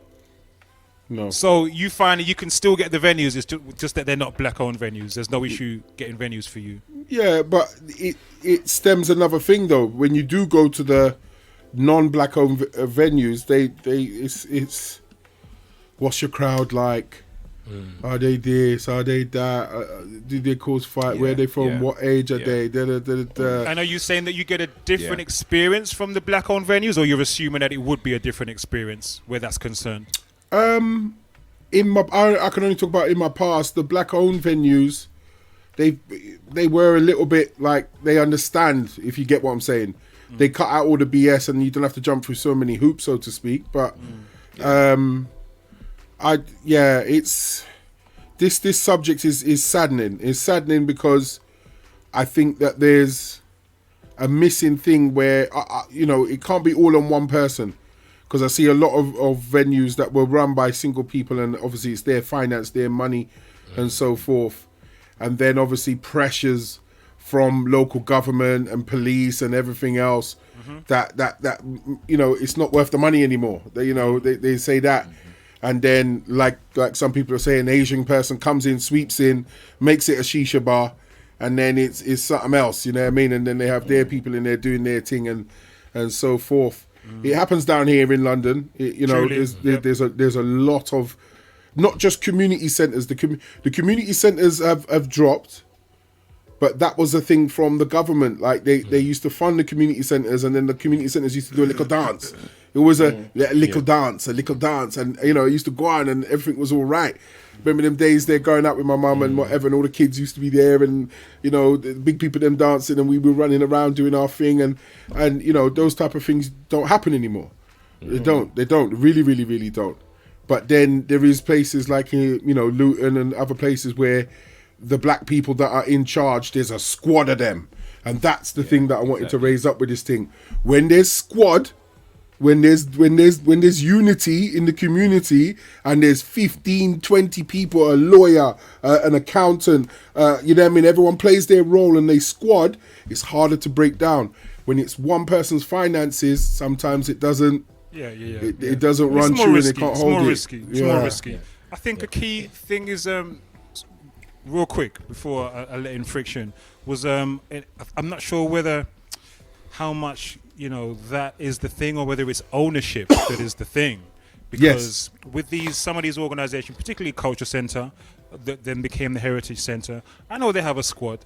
They have a team of people that run the organization, and have been for years. But if you don't have ownership of the land in which you are on, then you are always going to be at the risk of somebody raising the rates and telling you jog on. Yes. You know what I mean? Frikshin, what were you going to say? Yeah, just on that point, interesting. So the owner of the Heritage Centre, the recent owner of the Heritage Centre, is also the mayor of Wolverhampton, who's a black woman. Wow. So what? So the question I'm asking is, has she gone for the money? Exactly. I'm not making no block accusations, of anything block like of that. Well, you soon find out. You soon find out when a block of flats land there. when I worked for the council, I was privy to certain information. And I was not at that level. I wasn't a councillor. I was a senior manager in Walsall Council, and you go to certain meetings and you can hear what the plans are for the future. So you're privy to certain information. You imagine what information you've got access to as the mayor, and if you know someone's expressing an interest in this centre here, you get me, and and the lease is coming up soon, so I could potentially buy that lease, so that when they come to express an interest to buy the land, I'm in already. I'm now doubling my money. And I'm not saying that's what's happened. I'm on the board, and I can vote for you next time round, and yada, and all that other stuff. Carry on. Yeah. Scratch back. Yeah. And again, I'm not throwing anything at anyone, but that when I heard that news, I thought, oh, hold on, isn't Sandra Samuels the owner of that, and isn't she the mayor? And it just got the cogs turning. Maybe I'm just being negative, but I don't even know. It's an interesting story in and of itself, but as a wider kind of thing, it just kind of reminded me of that there is we're talking about broader issues all evening, but just a bigger issue of there just being a lack of black-owned venues, and what does that mean for us as DJs, people in this industry who need venues, who will play black music and will want to have black music and black people and black patrons in their venues, because we all know as DJs in this industry that many venues don't want us or our music in there, and it can be very, very hard for us to get into places, I just want to respond to Leroy's point there. So I did do some research and I did check, because obviously as a councillor, I was working in the council previously, I know this, you have to declare your interests in certain things, don't you? So there's a declaration of interests from her as the mayor, and two of them, one of them's a house or a land that she owns, and the other one was a heritage centre, and she was down as a freehold owner. So right. Okay. So I think her name's on paperwork, basically. Okay. Half Pint put a good point up. He said you got to be more like Clem from Granaries that owns the building and don't rent his club. If you're not like that, so if you're like that, hold on, don't rent that club. If you like it or not, still standing over 30. It's over true. 30 years, yeah. Granaries has been there forever, man. Granaries. Forever. Yep. Yeah. Whether you like it or not, but Granaries has always been there, man. In-house and still there. In-house only, no outside nothing. You come and play for me. Yeah, that's it. Yeah. And I think there haven't been enough people. Nope. Half Pint is 100% correct. 100% correct. There's not been enough black managers of these venues who have been in that position of ownership. And maybe if they have been in a position of ownership, maybe there's been some other reason why they've, freed up that ownership. But then this is the kind of price that we pay, is that we now in a position where Wolverhampton has not a single black-owned venue, and Wolverhampton is a place with a very, very strong black community. How can someone like Wolverhampton not have a single black-owned entertainment venue? It's baffling to me. Yeah. Baffling. Like I said, I know a few guys who've got pubs, but obviously limited to what you can do there. But sad, man. Yeah. It'd be interesting to see if something else opens up on the back of it. Like, for example, if she was to sell that land and go but start something at somewhere else, yeah, we can keep our fingers crossed for that. But yeah, it's it's one of those ones where you could say it's not a place where, you know what I mean? You know, like where you'd have like some kind of dance, like maybe like a UKG or something. There might be some trouble. It's not one of those. It's a big people place. Do you know what I mean? Yeah. So it's not one of those. You know what I mean? They put on lots of positive things, lots of positive things as well, in their cultural markets and all kinds of stuff that they do throughout the year. It's a really positive resource, not just for that one community or the one area, for the entire city, because it's the only one that there is. It was the same when it was Culture Centre. Most people used to come to that one right in the middle of the city. So it's a big loss, and it's a sad thing. James Candy's talking about bringing back Sheraton. Innit? Sherrington. Yo, that's Sainsbury's now, man. I know. This is what we're talking about. That was one of the greatest clubs in black-owned venues in Wolverhampton, and it's now Sainsbury's. Yeah, man. Yeah, man. So big up sad, Owen. man. Big up Owen. Mr. Keys. Big up on the family. Yeah, man. All right. So it is 25 to 11. Shall we move on to our last one? Yeah. All right, let's do it.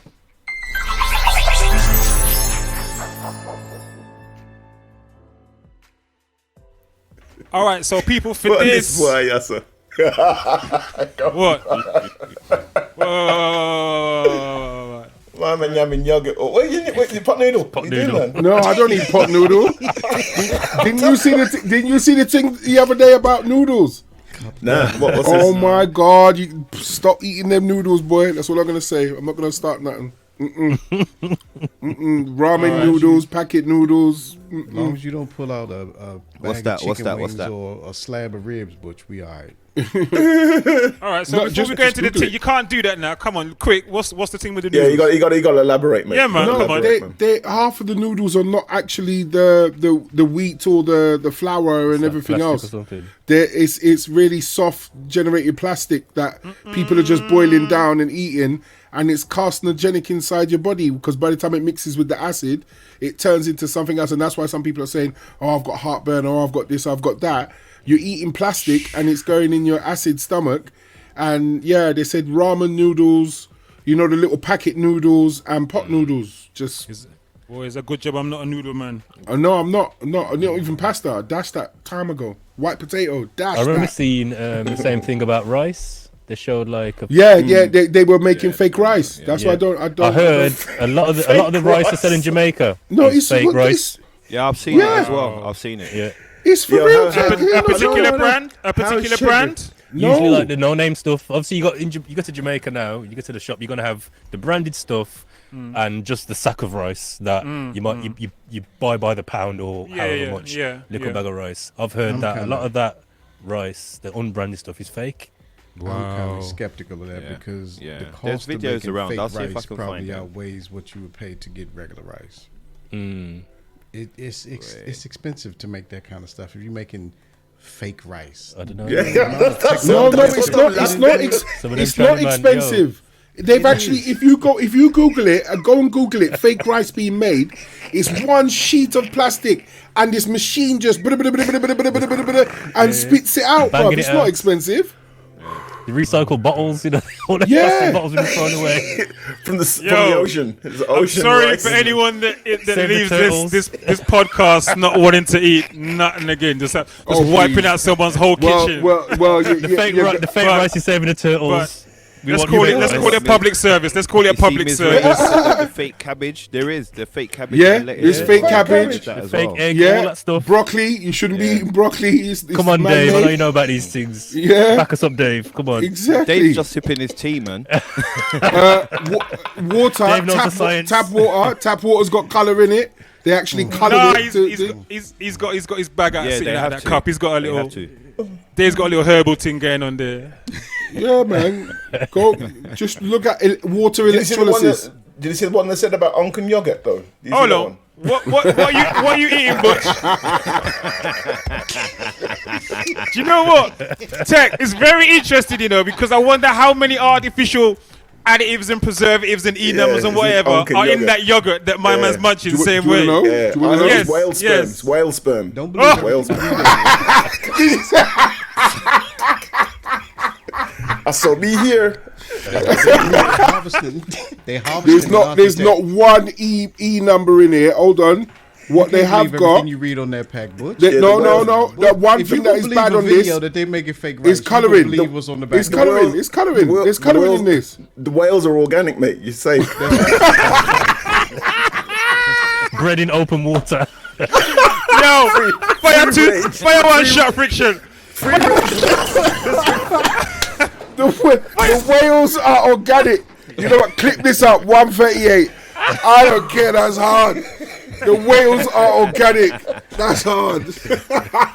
Ellis, salute to Ellis, brother. I don't even want to tell you what you've walked into, brother. I really don't. You're gonna have to watch back. People don't forget Oh, that that was you funny. can watch the replay of this on YouTube and also listen back That's on a bar. That's a bar. That's a Spotify. bar. Yes, Ellis, I said it. Yes, that's Yeah, right. man. The whales are organic. That's a bar. Orgasmic to us. Croc, what we doing, man? Where we going? You ready? Yeah, man. We're ready to start about the organic whale sperm, man. You ready now? Your bedroom. Your bedroom, yeah. Listen, Butch, it's not every conversation you have to entertain, you know. It's not everything, not every invitation you have to accept. All right? Me's a party, All right. man. Love right. a party. So, people. Sorry, bud. Sorry. We got 15 minutes. We wanted to talk about our favorite tunes, our top 3 favorite tunes. As DJs and of all time, DJs and just people who love music, all right? Our personal favorites. And so I thought this would be interesting to get this information from all of us to see if or how much these choices differ from what we are normally caught playing in the clubs or in the parties, on radio, on live stream, and what have you, all right? So, I want us all, I'm going to go around one by one, and gentlemen, just give me your 3 top tunes, your 3 favorite tunes of all time. If you want to put why and give a little bit of context, that will be cool too. Do we have to do all 3 at once, or are you going to go around, get one, go around, get one, go around, get one? In the interest of time, let's do all 3 at once. In the interest of time. Pressure. Is everyone all right with that? Boy. See, that's why I said just go around and get one. Yeah. That's why I said it. I got one. And I'm like, See? pressure. I've got about All right. 19. All right, That's well, the problem. I'll I've got a start. very long list, but I haven't shortlisted it down to like, okay, yeah. Yeah, those man. 3. No, you can pick any 3. It's not the top 3. Starship. It's any 3. Candy. Starship. Anyone say Candy. candy, I swear, kick you down. And It's your favorite tunes. I didn't say your favorite love. tunes to bun. I didn't say your favorite tunes to bun. Yeah, favorite tunes that you like. Yo, that's my tune, man. What's up, yeah? All right. So let me go. Let me start then. All right. So top 3, not necessarily in this order. All right. But in my top 3 would be number 1. Probably this might be the top actually. Grover Washington Jr. Track called Wine Light. It's from the album. Well, it's the title track from the album. Grover Washington Jr. Old school saxophonist, responsible for a lot of old school hip hop break beats. But yeah, fantastic jazz saxophonist. Very, very different from what people normally hear me playing. Yeah, love. Big up Cammy, she knows. Wine Light is probably my favorite album as well of all time. So Grover Washington Jr. would be in there, the Wine Light album, maybe that entire album to be honest. And then I would have Loose Ends in there, Hanging on a String. That's one of my favorites of all time. The third spot is a bit tricky because it's either gonna be Louisa Marks, 6th Street's always been one of my favorites, or it would be a Burning Spear track, like Man in the Hills or Tradition, something like that. Those would be my 3. No particular reason. I just really, really love them tunes, and they've just stuck with me. You know when tunes just kind of, for some reason, they're just inner you. Do you know what I mean? Yeah. Those tunes are just inner me. You know, more than all the others. So those would be my 3 or 4. Frick, you sound like you got something on the tip of your tongue. I've got two, and again, just off the back of what you were saying, there are certain tunes that you live with. So there's a whole long list of tunes that I could go through, but there's certain tunes that you live with, and this is one of them. Who's playing it? Hey! Diesel. Okay, so whether that's my top, my top tune is questionable, but that's a tune that lives with me. I can't move from it from as a little boy. Is that the original, or is that? For those who are not sure about Pachenge, what is it, please? To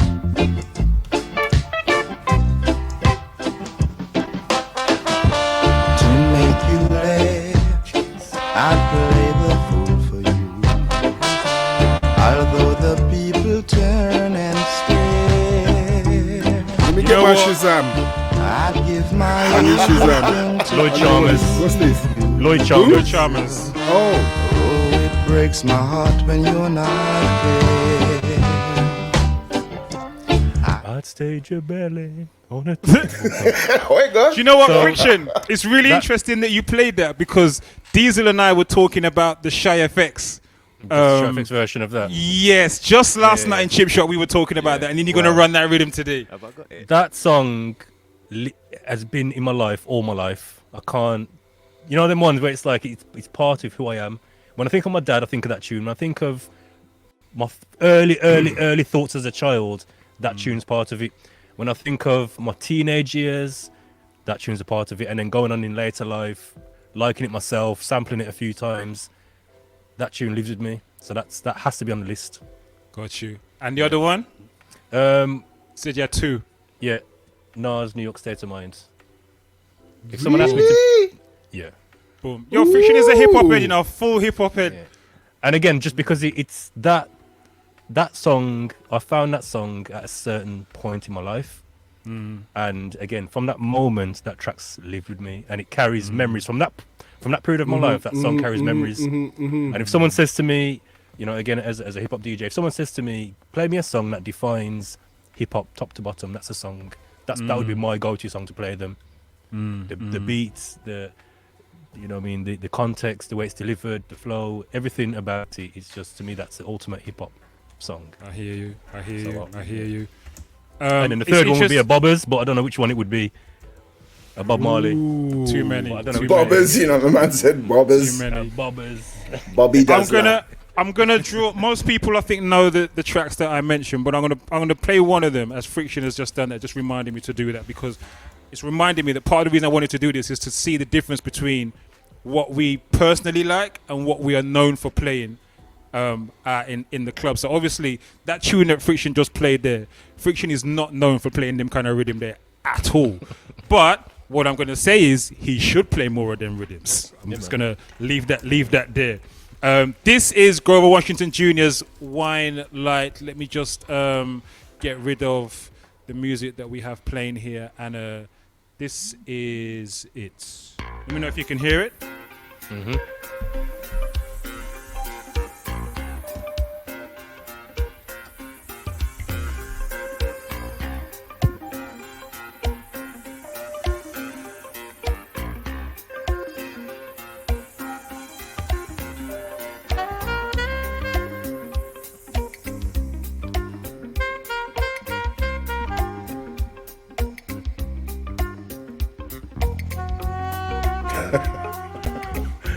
Here, G-Force.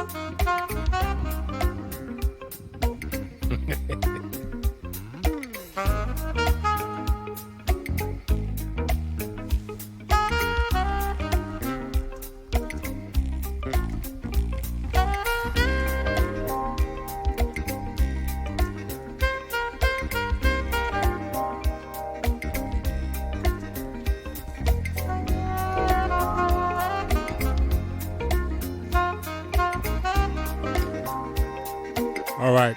Nice. That's enough of that. So, Butch has just reminded me discreetly about us getting troubles with YouTube and take luck off that quick. Thank you, Butch. But yeah, just to give people an insight as to how, I don't think I've ever played that out anywhere. That's like probably my favorite track of all time, favorite album of all time. And I've never, as I stand here and think about it, I've never actually played that track out anywhere. Even on Sunday Vibes when we do at Chip Shop. And I could have dropped that yesterday. Never played that. So do it. Just to show the difference. Just do it. I will. Now that I'm actually conscious of the fact that I haven't done that. I will. Anybody else? Favorite tracks? For of me, all time. I would say most definitely one I would name would be Jimmy Cliff, Many Rivers to Cross. Big tune. Because that's one of them eternal tunes. Yeah, man. Eternal tunes. You know what I mean? Hair in the back of the neck type tune. Do you know what I mean? I would say it's hard, man. Do you know what I mean? There's too many. You know, I'm a hip hop head. I'd say one of my favorite hip hop tunes. I'm not sure whether it was even in my top 10, but a tune that just came to mind when I was just thinking about things was Reflection Eternal, Fortified Live. Oh Lord! Do you know that love whole that tune. album? Yeah, man. Fortified Live, Reflection Eternal with Mr. Man from Bush Babies on it. Dope tune. Bush Babies. Yeah, man. As a third, I don't know, man. I'd have to. All right. I can't whittle it down to 3. All right. Dave Knight. Boy, I think I can't say it's the top 3 of all time, but I thought of 3 tunes that I've played on repeat, and have put a smile on my face every time I hear it. So one of them is Bad man tune. Don't worry about that tune there. Bad man tune. From you start that's it. It's gone. Off. It's going off. Yes. oh man, the lyrics and the way that the beat comes in, and just the whole. And you know when back in the day they used to go up the octave at the end. So Yeah. that puts a smile on my face. This next one, people probably don't even know. I assume, but it's not something that people would think that I would be like, yeah, they plays that. Turn up a bit, Dave.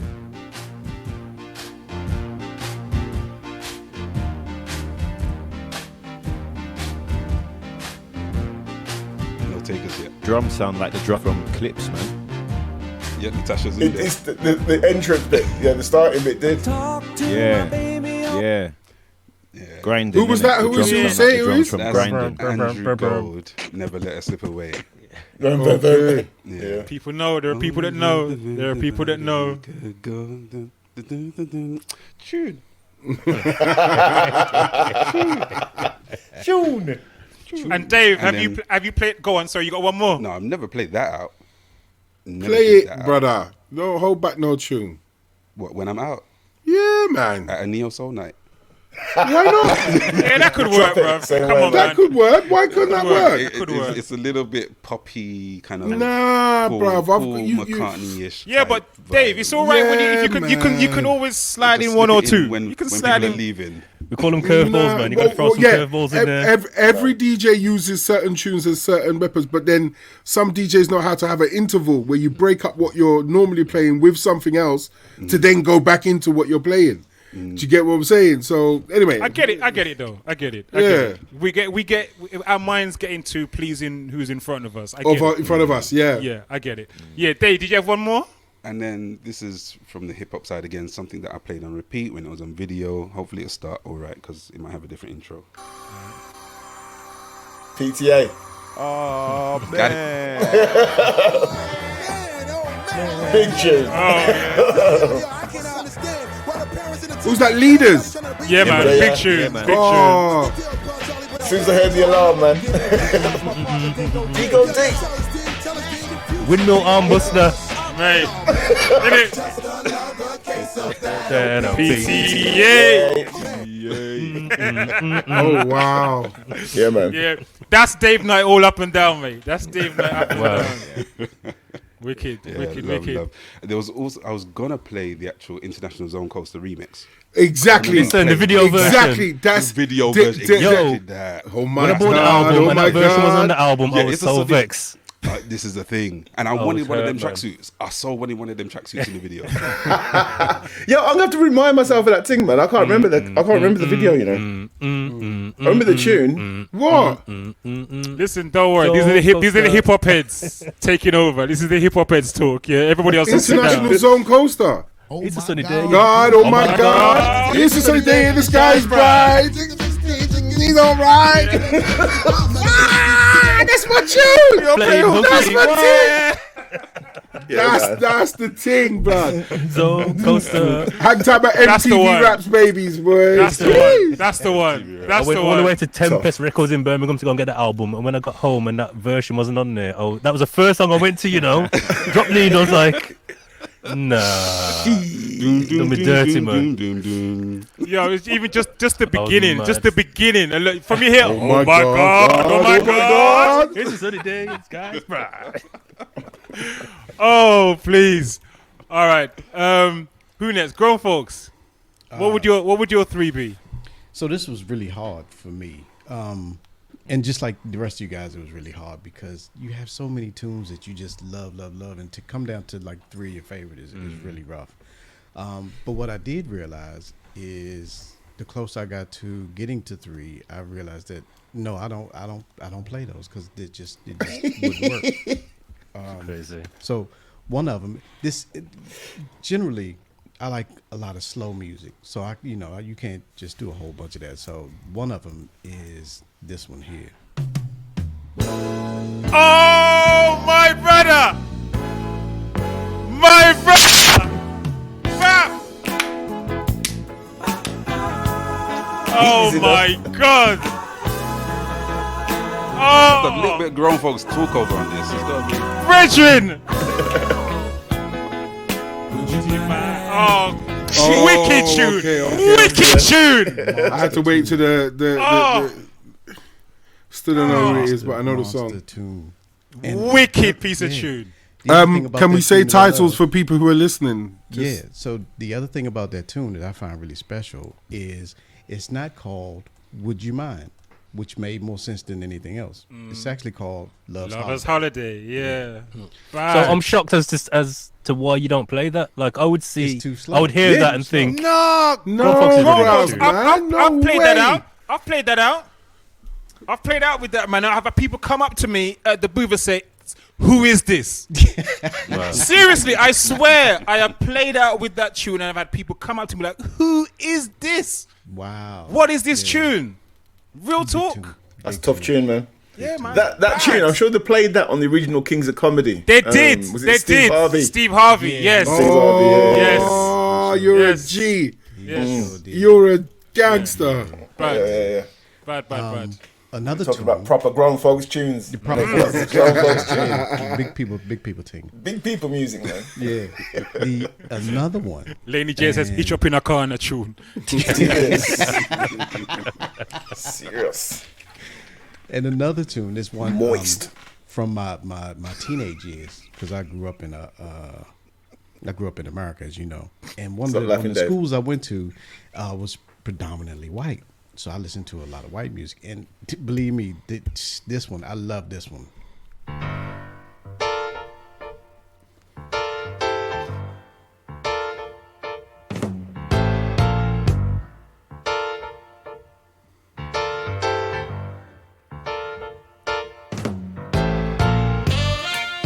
Jeez, Lord have mercy.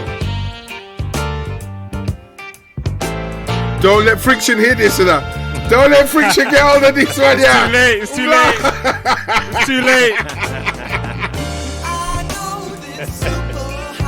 Keep it short. Oh, please. What was that? Who's that? It was G Drive. That's what it was. It was G Drive. Straight inbox. By inbox, yeah. By inbox. Do not pass go. Do not collect £200. So that was Steely Dan, and the track is called Home at Last. Steely Dan. I know the Steely name. Dan Wicked, fan. mate. Big Steely Dan fan. Imagine, I only heard about Yacht Rock. the name of that band this year, and now I can't stop hearing about them. Because that was a sample of what's that one? Peter Guns and Lord Turry. Yes, that's right. Yes. Yeah. That's them. Yeah. And my third one is very personal because this was what me and my wife danced to in our first dance at our wedding. Hey. Oh, wow.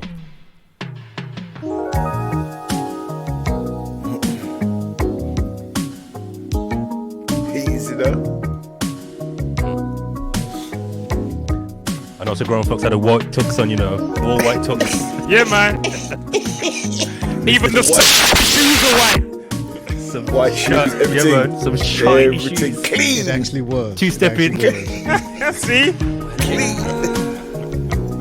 You know, with the bow tie undone. Shut up, man. Listen to the tune. Shut up. You are here with me. You surrender to the fantasy when I give my love to you. Yes, boss. But you see those tunes there, those tunes have grown folks grooves written all over them. Yeah, 100%. Yeah, I mean. Wait, hold on. I need the name. What was that one? Give me the thing now. So that was Michael Franks, and the track was called When I Give My Look Love at him. Shush, Michael Francis, what? Michael Franks. Franks. Yeah, and When I Give My Love to You. That's exactly what was happening to me that time I was playing out. Guy sat down next to me, writing down the tunes on the pad. Michael. And the last one was what? Steely Dan. Steely Dan. Home at Last. Which what are you writing on? But all the Steely Dan. What are you writing on? Water bill. I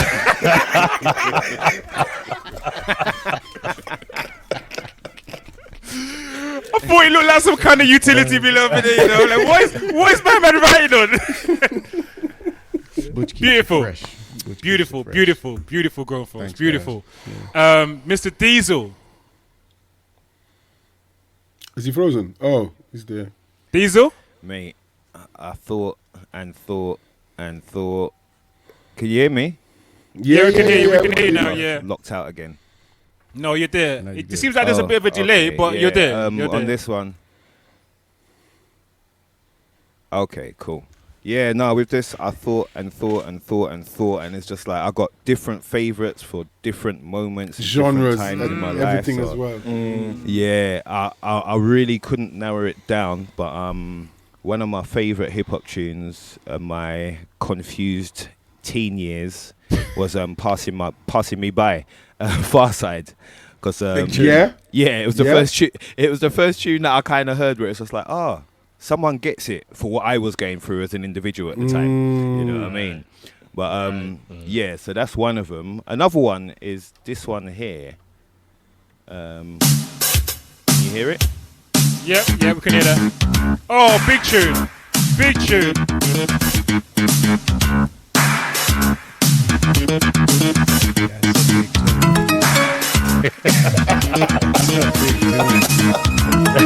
Artist and title, please. Yeah, so this one's Sherik. Sherik, Just call Cool. me. Yeah. Man. That's one tune I really love. Again, these aren't necessarily my favorite three, but these are the three that stood out to me most at the moment. And the other one is, have I got it here? The Valentine's Brothers. Hold on a minute. Please. Really? Just Let Me Be Good to You. The Valentine Brothers. yeah. are Have you got it? monsters. Have you got it lined up? Yeah, hold on. Sorry to put you on the spot, bro. Sorry. Just let. Hold tight, Miss G I knows did have about it that as one. well. And Lady Uzo, Yeah, so. Fires Up. Ellis with Fires Up.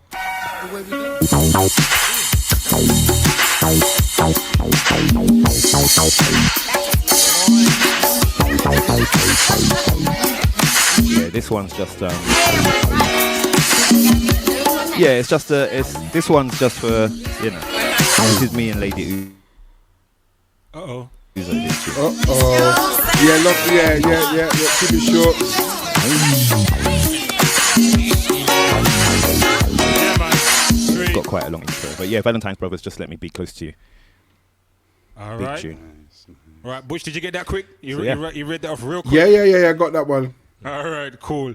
It's interesting hearing these tunes that these are Sorry, my internet's really bad. It's cool. It's cool. It's interesting hearing these tunes that are our favorites as DJs, and yet for most of us, we're not playing them. What's up with that? What's up with that? In the spirit of, you know, we only have one life to live, one time to kind of like shine our lights and all of that. Why are we not? I think we should all leave here and just make a point of playing our favorite tunes more, as well as playing for everybody else. You know what I mean? We're in those parties too. You know what I'm saying? We're in those clubs and those parties too.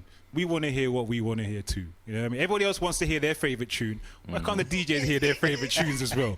I played Yeah, I'm nice saying? for you. Fucking tune, I'll tell you that now. You know what I'm saying? So yeah, let's carry that out of here, man, into our work. It is 11:05, brothers. It's been a heavy session. As Butch said, it is. Are you taking the absolute Michael Burton? What a slap. Racist. It's racist. Oh, sorry. Straight, mate. Do you know what? I thought Colourism. I thought Diesel was Colourism. last. I'm so sorry. I'm so sorry. It's all right. Make him go on. All right, so yeah, good night, people. Thank you for.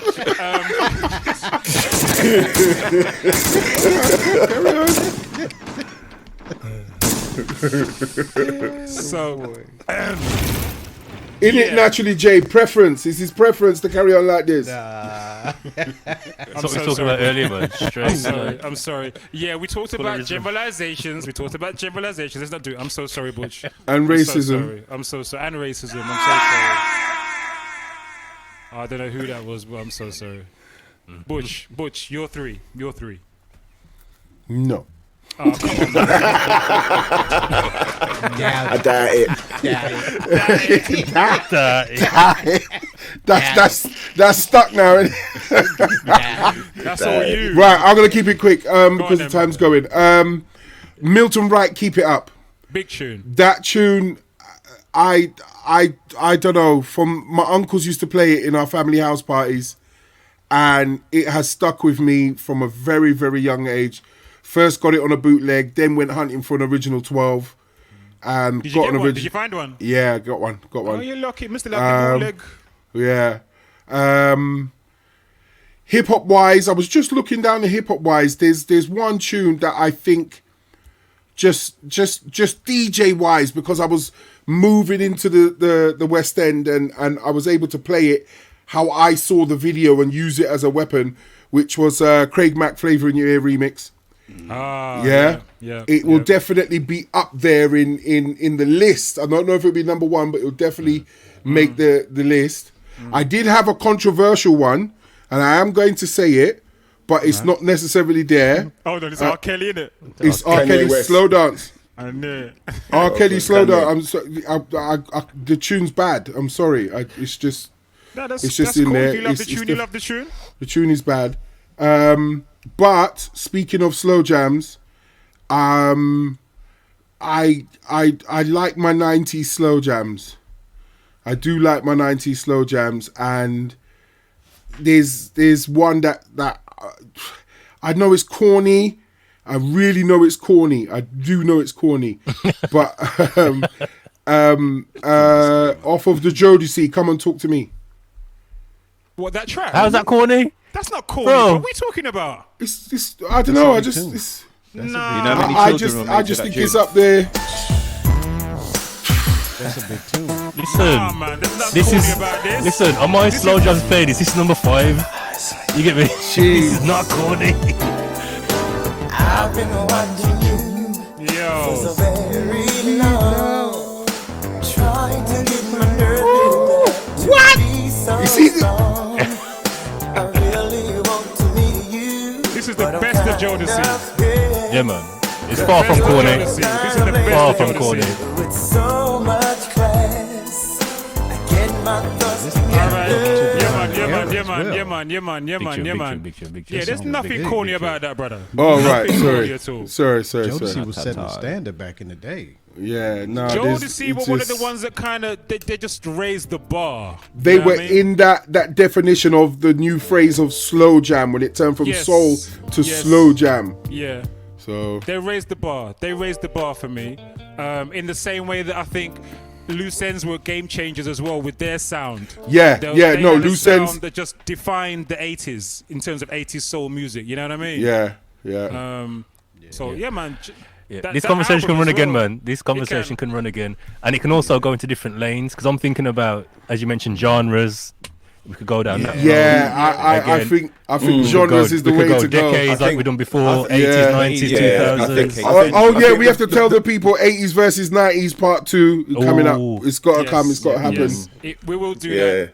And also, we were talking about this before this evening's session and saying that we would like to do a version of this, but talking more generically. So having a definitive list of the greatest tunes of all time, and it's going to take some thinking because there's different ways. Yeah, there's different ways we can do it. And but the one thing is, we'd like you, the people in the chat, like to get involved in this as well. So we come up with a definitive list of maybe the top 10. Maybe top 3 is a bit much, but maybe like the top 10 tunes of greatest tunes of all time, certified by the Soundcheck Podcast. Yeah, man. Do you know what? Okay, how about this then? How about this? If we come up with the top 20 tunes of all time for a particular genre, right, and then we make it as a playlist on Alt TV on Spotify. Yeah, we can do that too. All right, that's fair. That's fair. That means there's wiggle room for certain. Yeah. You know what I mean? That's a good shout. And then we put the thing up on Spotty. That's a good shout. Yeah. Yeah, we can do that. Good we shout. can do that.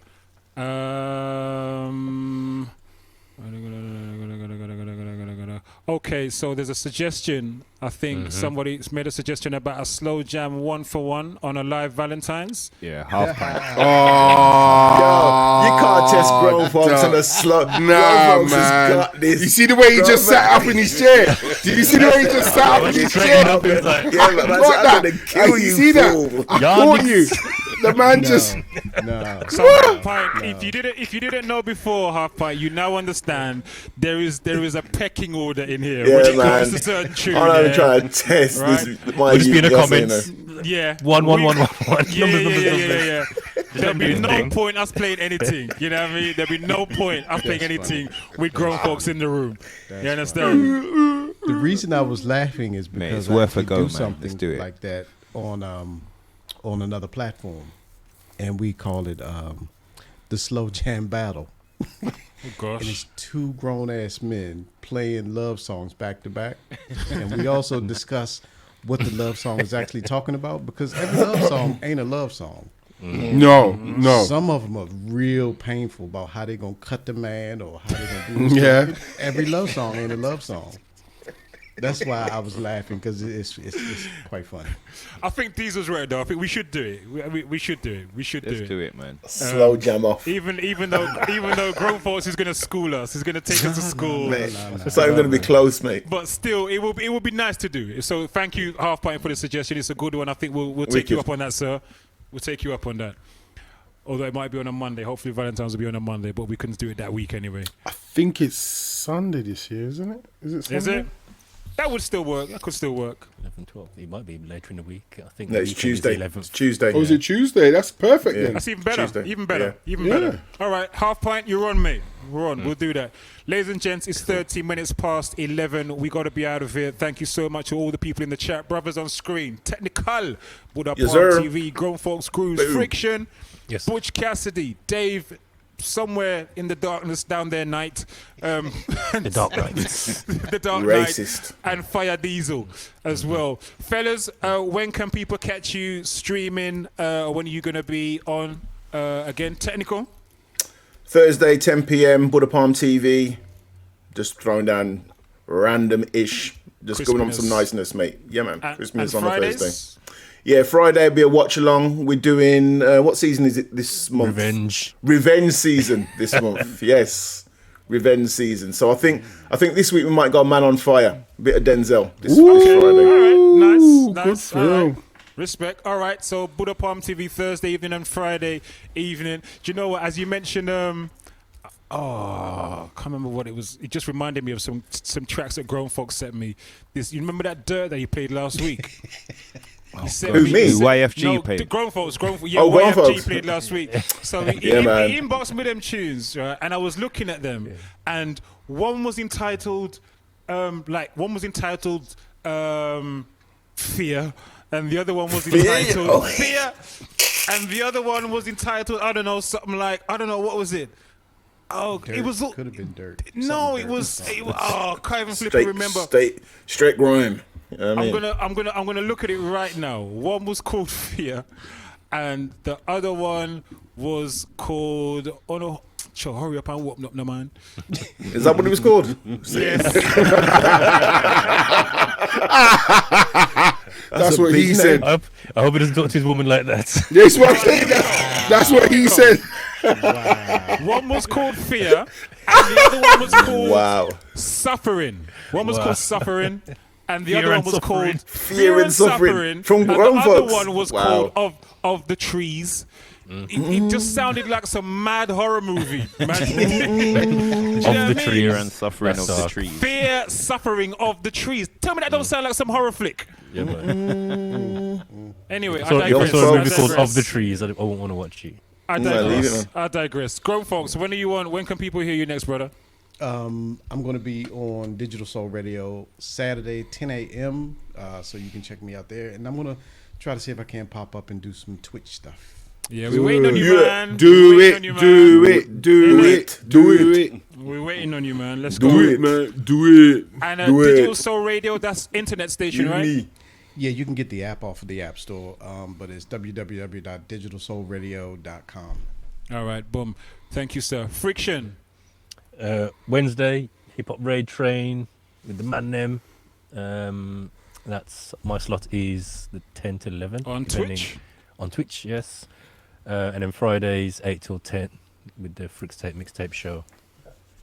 Also on Twitch, right? Also on Twitch, yeah. Boom. You can catch them on my All right. YouTube channel as well if you want to check them out. DJFrikshin.com. All right. Boom. Butch Cassidy. Sunday, 7 till 9, the B-side, live on Twitch. R&B, new jazz, new soul. I reminisce, old school stuff. Yeah, it's a vibe. And the chat room is sweet. Everyone's very welcoming. And it's a warm chat room. So, yeah, man. Come join us. Sundays, 7 till 9, B-side, live on Twitch. All right. Boom. Dave Knight. So it will be popping up every now and then, but you can catch the flavor that I play on caramelradio.com 24/7. Boom. You're on there 24/7? The stream's 24/7. Okay. Yeah. Okay. I'm not on there 24/7. No. That's some cyborg business in my dealing with. No sleep. You got a Dave AI version. Everything within reach. Yeah, just have to clarify, you know what I mean? Dave, All give right, us that respect, address sir. again. Caramelradio.com. Cool. Boom. Thank you, sir. And last but definitely not least, Mr. Diesel, Fire Diesel. Yes, sir. Tomorrow evening, every Tuesday, 9 p.m, IOSL request show, old school, different genres. Wednesday, old school hip hop Raid Train, and happy birthday, Mitchie Boo. Yes. Hey. Saw that in the chat. Sorry, happy birthday, Mitchie Boo. Happy birthday. Happy birthday. Bless up. And I should be back tomorrow, 7 p.m. to 9 p.m. One Nation Under the Blues, my main session of the week, right here on Twitch. That's 7 to 9 p.m. UK time. And also on Wednesday, as part of the old school hip hop Raid Train, also on Twitch, also 7 o'clock UK time, along with Frikshin, Mr. Diesel, and hopefully Shorty Blitz will be back this week as well. Shout out to Shorty Blitz. We had a great show, great time at the weekend at the Jeru, the Damager show at Jazz Cafe. If you ever get a chance to see Jeru, please do. It was an amazing show. I was telling the guys earlier on, it was as much a comedy show as it was a dope hip-hop show. Jeru's funny. He's real funny. And he came and just hung out with us in the after party afterwards as well. So it was all cool. So salute to Jeru the Damager. Big up Trini Gladiator, the Just Vibes family. And salute as well to Grown Folks Grooves and Mr. Diesel. We had a great time at Chip Shop last night as well for Sunday Vibes. If you ain't experienced that before, man. All these kind of nice tunes we're playing in here, this is the kind of stuff we drop in Chip Shop on a Sunday. Yeah, you know what I mean? All of this kind of niceness, man. So salute to you guys as well. That is it, people. Thank you to all the people in the chat. Yes, Dave, what have I forgot? People, anybody who wants to join the next actual discussion surrounding what we were discussing earlier, make sure you email reachalttv@gmail.com, reachalttv@gmail.com to discuss that situation we were talking about earlier. If you don't know what the situation is, listen back to the podcast on Spotify, on YouTube, on Twitch, etc. Put your names forward, for real. Do And it. if you have any other discussions that you want us to chat about, then same email address, reachalttv@gmail.com. Beautiful. Thank you, Dave. Yeah, man. Pleasure, Big sir. respect.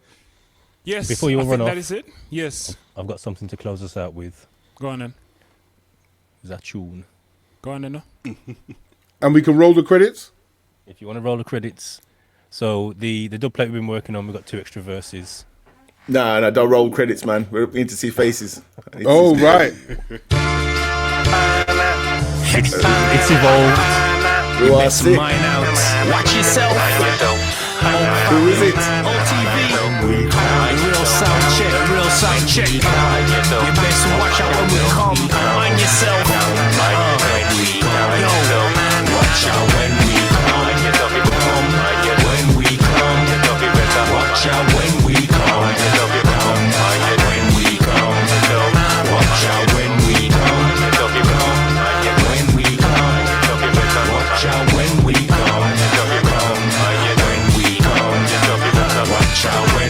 The real sound check, you ain't heard Mr. Brown yet. Make your head swing like I put a noose around neck. Bergerac sample flip upside down yet. This ain't deep waters now, you ain't drowned yet. I can tell you're feeling this by the way your frown set. Stank face, Frikshin, or underground vets. Veterano, soundboy, soprano. He's a made man, no need to ask why I'm going so. Sicker than you ever been, pick a man better than. Flicker down veteran, quicker than the gentleman. Stay fly, say bye, I'm a jump jettison. Leave you numb, ketamine, go ahead, let 'em in. I'm I knock 'em all down. Big city or small town, his pity is worn down. Duplicity torn down. Wash 'em, bring 'em out, hang 'em up, let 'em dry. The real sound check, quick to kill a sound boy. Hey, yo, Frick.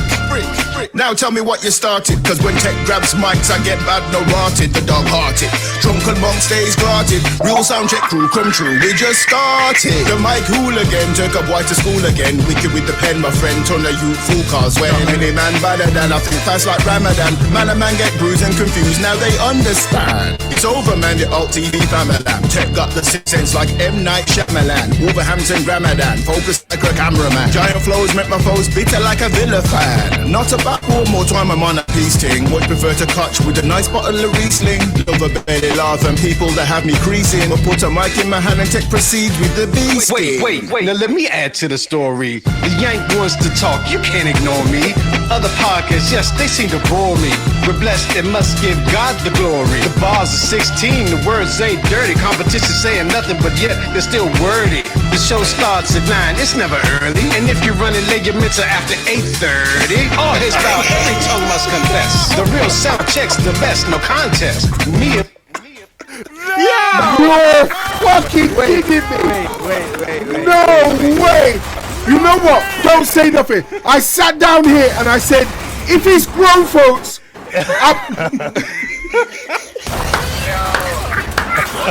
Wow.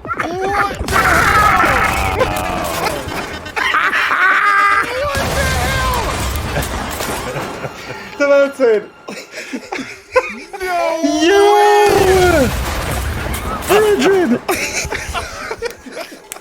Oh my God. Frick, jump him back in. You have to jump him back in. I'm sorry, OT. Jump back in on his verse, please. Please. Love a belly laugh and people that have me creasing. But put a mic in my hand and tech proceed with the beast. Wait. Now let me add to the story. The Yank wants to talk, you can't ignore me. Other podcasts, yes, they seem to bore me. We're blessed and must give God the glory. The bars are 16, the words ain't dirty. Competition saying nothing, but yet they're still wordy. The show starts at 9, it's never early. And if you're running late, your minutes are after 8:30. All this loud, every tongue must confess. The real sound check's the best, no contest. Me and my brothers present the evidence. We're relevant, benevolent, straight up, intelligent. Endless like the symbol for infinity. Bringing truth just like the Holy Trinity. We take them down one by one, you know the dance is done, so watch out when we Charlie, I see freakers flip the switch, so I might flip a bag or rack or ribs. But knowing me, I likely switch it for big bags of plantain chips. Can you dig it? And then click back and kick. What are you telling me? And watch the Real Soundcheck on Twitch. I'm sure you know what a stitch in time saves. Subscribe. What are you telling me? Boy. What are you telling me? Boy. Dave, you as well. New York City. It's not. We got you in the headlock right now, New York City. That's Dave Knight, man. Yeah. That was. It's not you now. Is that Mr. Ehe? We got the Quilly Willy boy. Wow. No way. Diesel, you see how these men go on in these? Boy. New York City.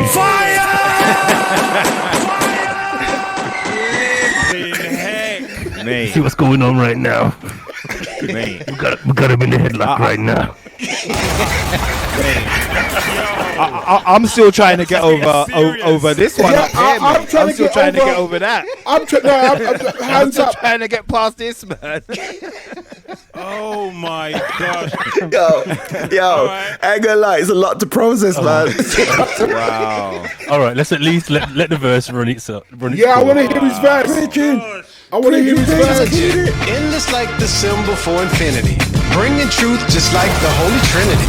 We take them down one by one, you know the dance is done, so watch out when we Charlie, I see freakers flip the switch, so I might flip a bag or rack or ribs. But knowing me, I likely switch it for big bags of plantain chips. Can you dig it? And then kick back and kick off kicks. To switch on and watch the Real Soundcheck on Twitch. I'm sure you know what a stitching time saves. Subscribe to get notified on Mondays at 9 p.m. if you have some issues. And yes, this next line ends in tissues. Say sometimes you might need it. The topics discussed, Charlie, you might feel it. It's Kele Wele boy, rep it for date night. The only thing we planting is plantain, say it right. It's all love though, like all TV fam and like DiCaprio howling in the street. Catch them if you can. Clever. Very fucking. That is so fucking clever.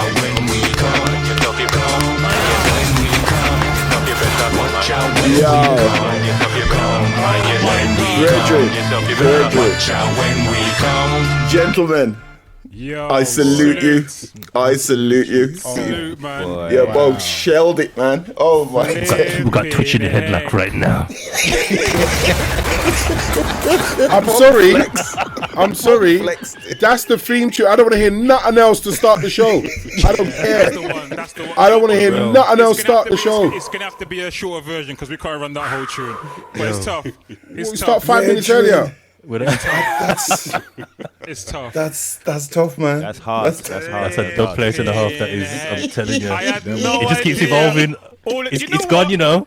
It's got no So manners. we have a chat, people. We have a chat on the Telegram thing and whatnot. And I know I'm not in there prolifically like that, but boy, I had no idea all of this was going I on. didn't see it. There was no talk about this. There was no talk about There that. was no talk about There's it. no They've talk come about out with that. nothing. That's what I'm saying. This is raw. Flipping Real heck. things, man. Oh my days. Wow, So we're what 85% there. No, 70%. Oh there. no, that's the challenge now. He's put out the 70% he's there. put out the challenge now, Diesel. Yeah, man. That's what I'm saying. Boy. We just- Frick, have you sent the instrumental? The instrumental's in the chat, man. All right. It's in there. It's All in right. there. All right. Yeah, And if man. it's not, I'll re-loop it and it can go in there again. Yeah, man. Posse Pin cop, man. It's got to be the whole posse in it. Pin it if you Yeah, can pin yeah, it. okay, That's okay, it. yeah. That's it. Everybody. Yeah, man. Dopest thing ever. Let's do it. We go like a 15-minute tune. A 15-minute tune. You had some Wu-Tang. Let me tell you thing, this: man. when hooks. grown We don't folks need sent no me the hooks. verse, I had to stop what I was doing because I was just like, raw, rewind, raw. Like, nah, he's going in. 8:30. And he put the 8:30 in. I think he put phoned, the I think he phoned 8:30 in. me. He phoned me at like 11:45, 12, midnight. He was like, "Yo, listen." I was like, Oh my days. "Serious." Yo, that's man. amazing. That is amazing. Oh my God. All right, so Really? next week we're gonna Rough. let's see if we can finish the thing. Next week, that's the challenge. There's no Next challenge. week. New York, you got 24 hours to reply. Yes, son. No longness. No Them longness, two man. came up 16, with man. those Straight bars 16. in 1 Bam. week, right? Them two Butch, came up with them you bars made in 1 week. Butch, you made 3 tracks in 1 week. Yeah, What man. you got to do is 16 do bars. 16 bars. Right.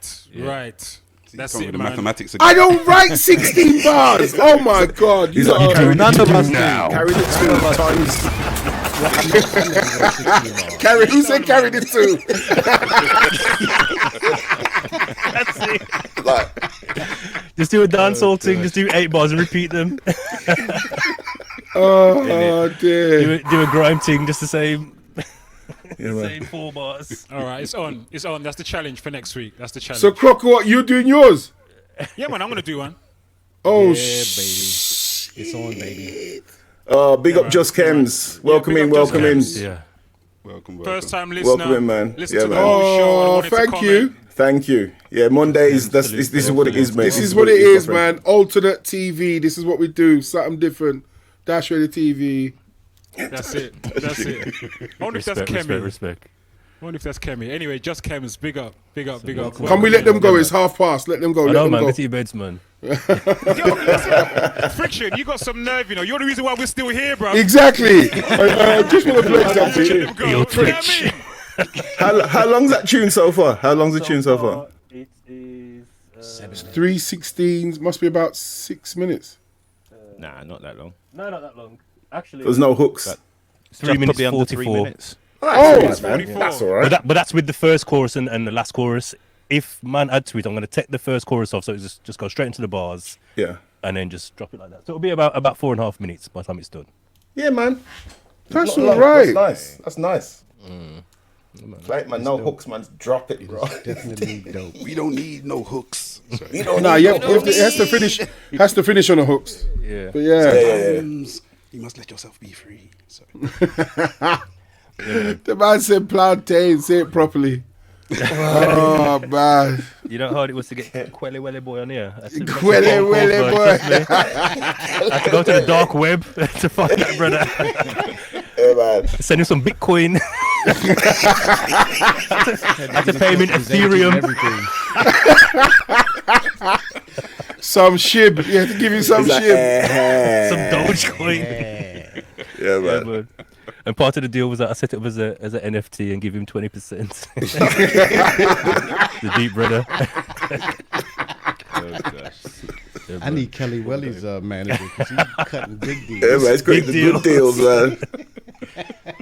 Oh man, a I need the 16 NFT. by next week. Yeah, man. It's You light heard the work, nerd.